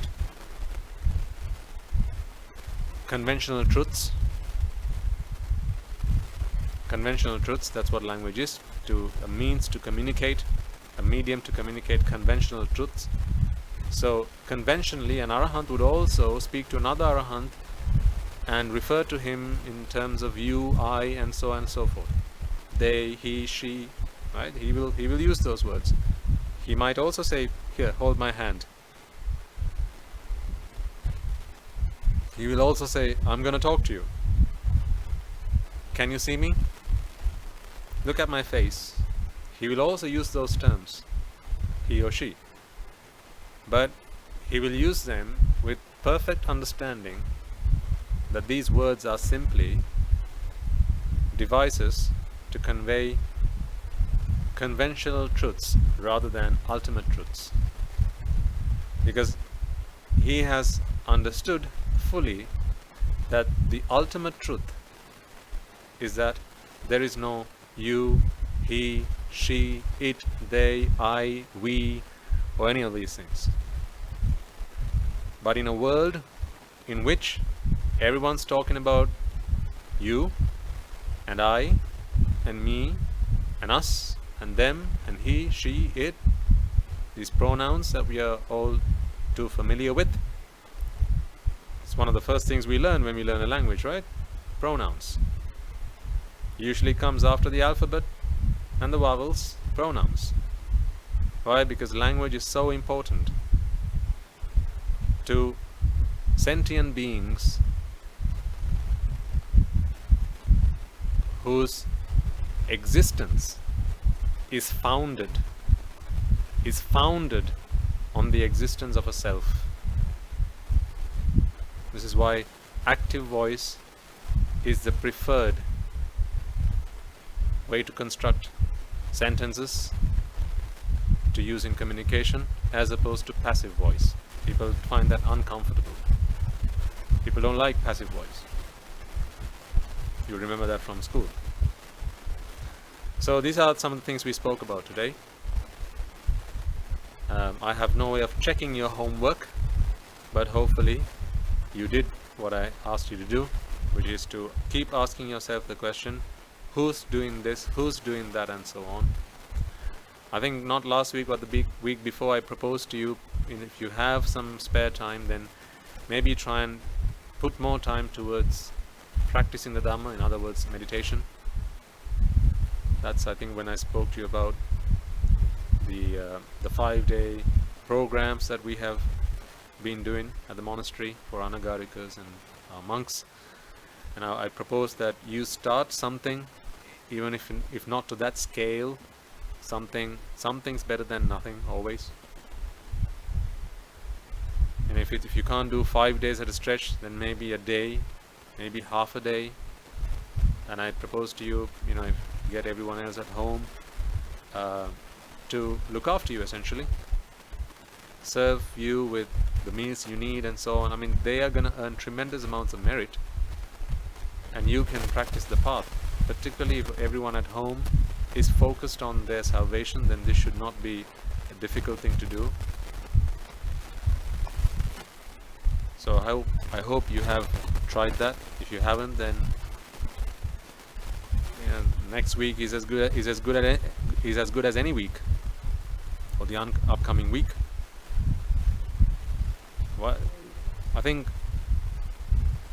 what I want for you, rather than from you, what I want for you folks is to not allow this period of time where we don't get to meet each other, this hiatus, to get in the way of you and the Dhamma.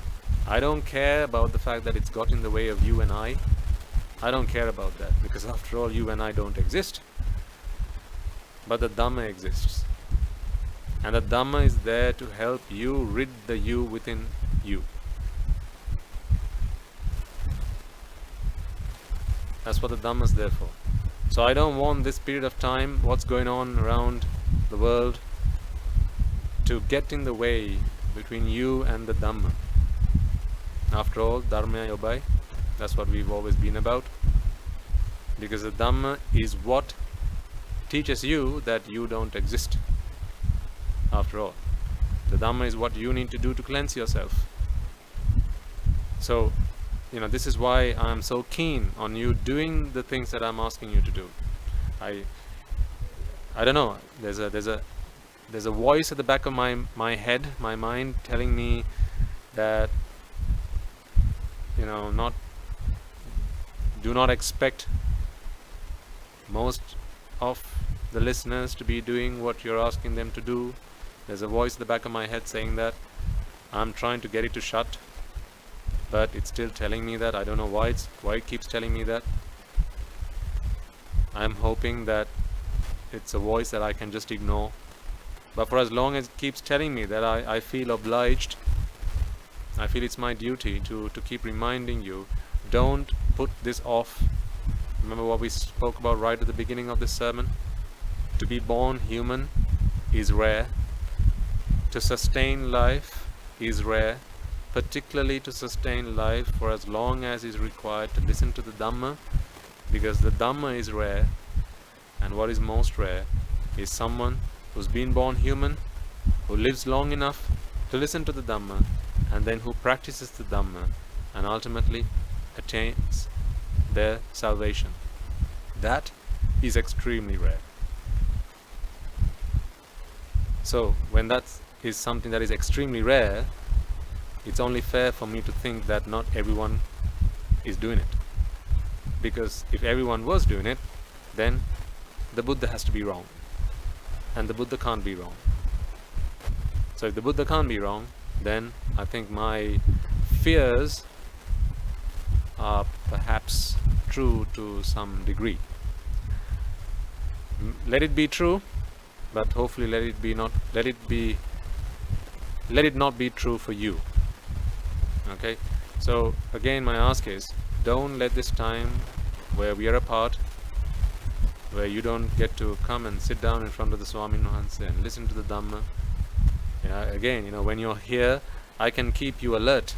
I can at least throw a sly remark at you when I see that you're distracted by little things.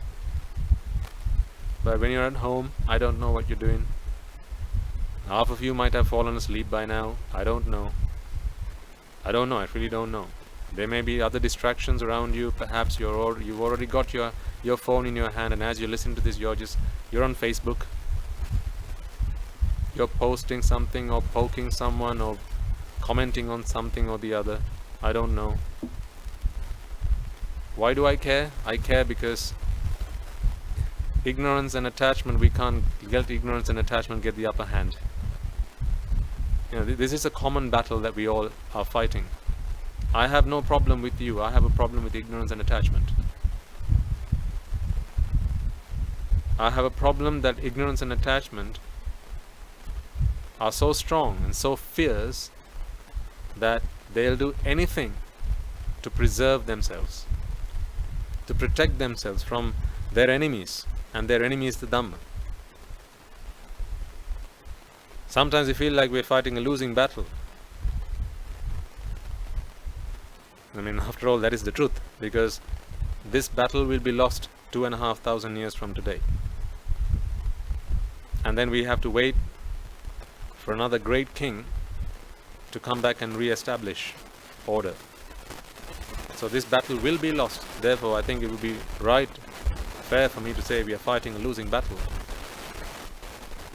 But I don't want myself to be wounded in this fight. I want to come out victorious. I want you all to come out victorious. Because for as long as ignorance and attachment reign, we have to keep fighting back for ourselves and for everybody else. For ourselves, our children, their children, and so on and so forth. So keep fighting. What you do today, perhaps half of that much your children will do. So if you do 50% of what I'm asking you to do, your children will probably do 25% of it. So whose fault is it that your children are only doing 25% of what I'm asking them to do? You have the answer. If you're doing 90% of what I'm asking you to do, your children will do half of what I'm asking you to do. See how important it is that you lead by example? You can get them all to sit in front of the computer and listen to the sermon. Come on, darlings. Swami Mahansa is going to start the sermon. Let's all sit down. Let's all listen to what Swami Mahansa says. Right? And they're sitting down, listening to the sermon, and they look at mother who sat in front of the TV, catching up on all the teledramas. Now you're asking them to do one thing, but you're doing something else. That is not leading by example. That is being a hypocrite.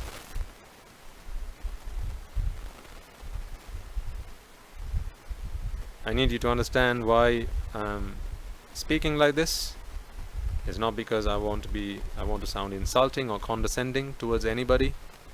I really want us to win this battle. And remember, understand that I'm using the word us here. I want us to win this battle. I will certainly win this battle. I know that. I have teachers who will guide me through. I have made changes in my life, and I continue to keep making changes in my life, which has sealed my fate.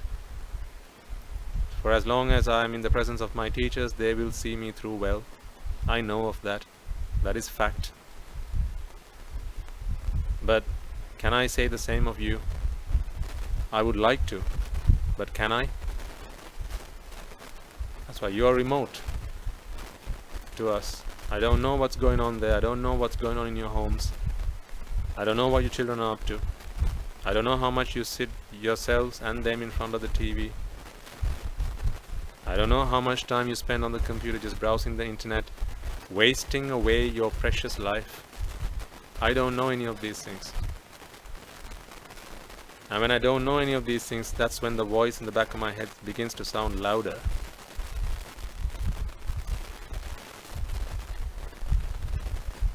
But I don't want any of us to lose this battle. We need to keep fighting. We can all come out victorious. But remember, fruits are reserved for those who sow. If you sow, you shall reap. If you don't sow, you shan't reap. That is the universal truth. Okay, so I will conclude on that note. Again, as a gentle reminder, it may be useful to go back and listen to this sermon again. And once, if you've listened to this sermon, then perhaps if you can find the time, none of these are demands. I shouldn't be making these demands. You should be making these demands of yourself. These are suggestions. If you have listened to this sermon and it has made sense, then listen to it again. And after you've done that, if you can find another couple of hours, then go back and listen to last week's sermon also, one more time. Because you need to build your knowledge and understanding as we progress through the weeks. Because I'm constantly in touch with what I'm speaking to you. Every day, I speak to people, and that refreshes in my mind. Because after all, I'm not special in any way. When I don't exist, how can I be special? So I'm not special in any way. All you're seeing are the results of causes, which all happen behind the scenes. So the causes happen behind closed curtains. You don't see any of that. All you're seeing are the results. But this is nothing special. I'm not special in any way. In any way. I'm not special. So for me to be in the Dhamma, I need to constantly be refreshing myself and embrace the Dhamma throughout the week. But the thing is, I do nothing else. I'm surrounded by Kalyana Mitras. I'm surrounded by those who are here for nothing other than their salvation, their liberation. They want to hear from me nothing other than this. And I want to hear from them nothing other than this. So 24/7, 365 days a year, take away the time I have to sleep and eat and do all that stuff.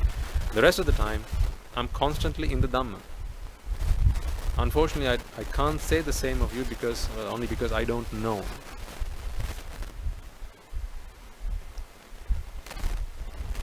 That's the only reason. So this is why I suggest go back and listen to the previous sermon. After you have listened to this sermon one more time, again, if you can find the time, and that I suggest will be very useful to really solidify what you have learned today. Okay, so I'm not going to talk any more than that on today's sermon, because I want this learning to be incremental, gradual, but in small steps.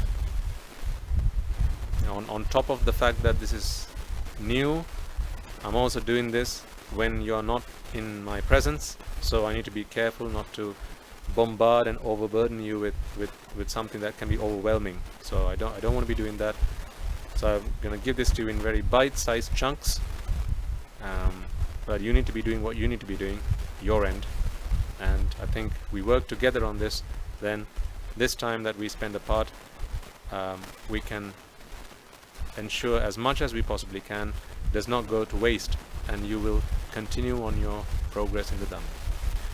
Okay, so on that note, let us transfer the merits that we have acquired today before we close the sermon.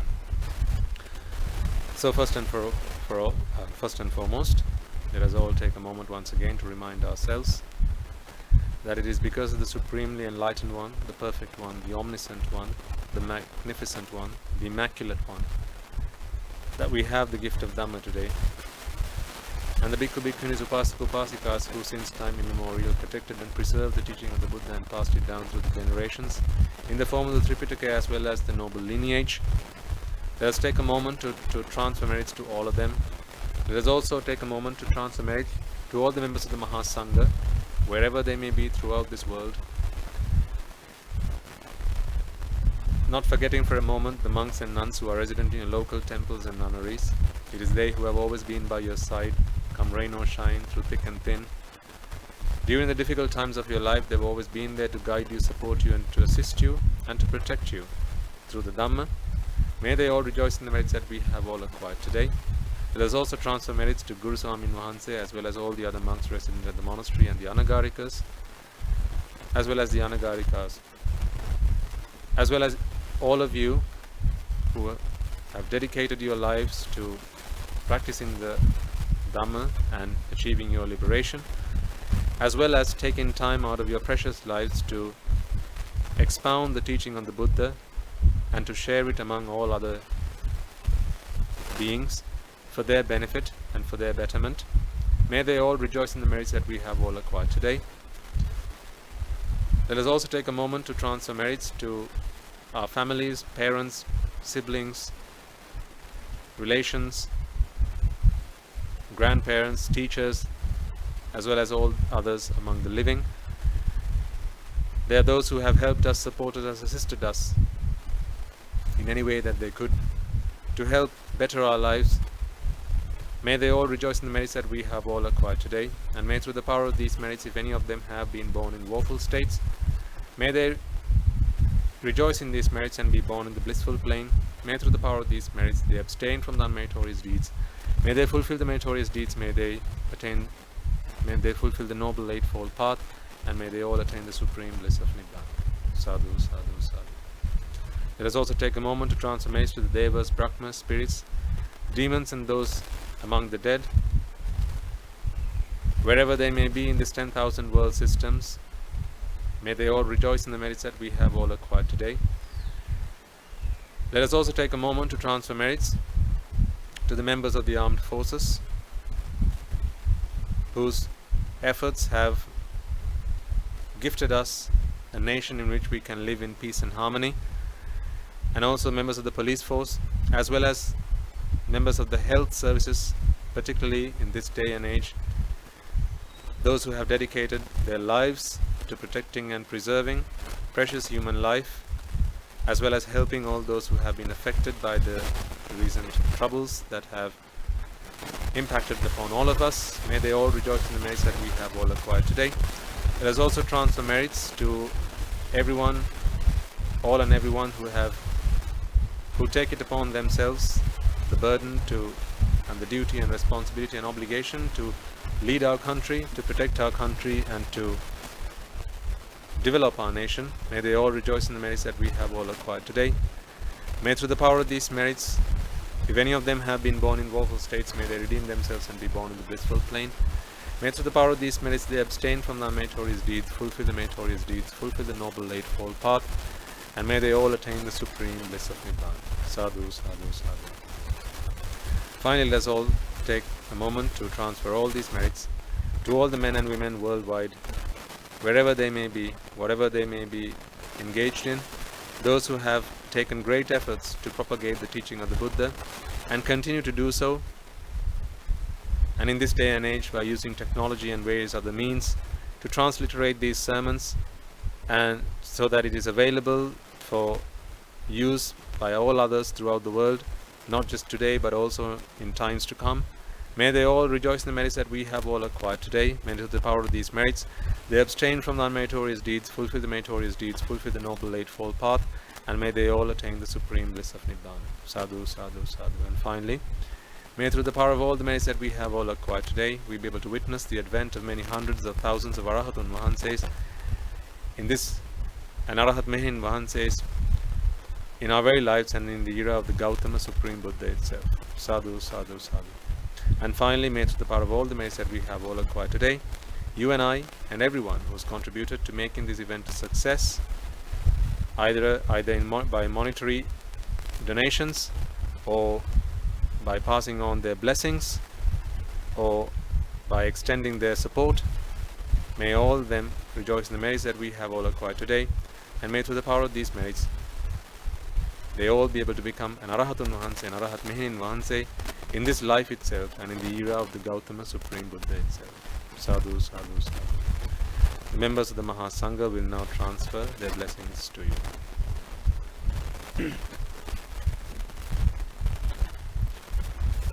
Raga ginnen nidetva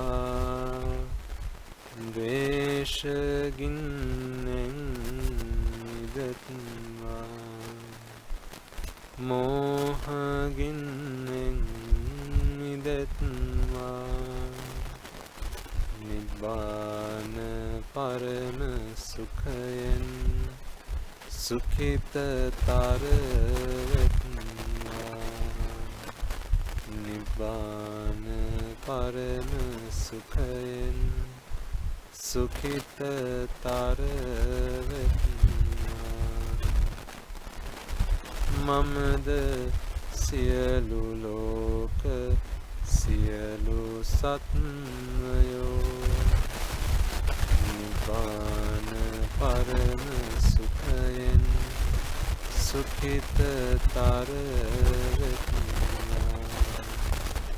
Nibbana parama sukhayen Sukhita taravetva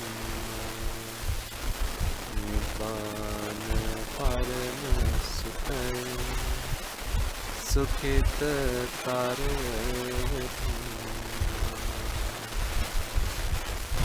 Raga giniveva Nesha giniveva Moha giniveva Nivan sapaladeva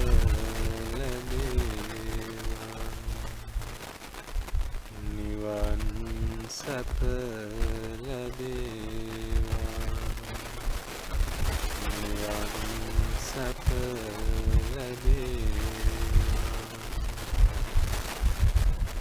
Gunruange Suvisiyana Pamahamadeva Silu Loka Silu Satya Nibbana Paramasukha May I and all beings in all worlds be freed from the fires of desire. May I and all beings in all worlds be freed from the fires of aversion. May I and all beings in all worlds be freed from the fires of delusion. May I and all beings in all worlds attain the supreme bliss of Nirvana. May the Noble Triple Gem be with you all forever. Sadhu, sadhu, sadhu. We will conclude the sermon there. May the Noble Triple Gem be with you.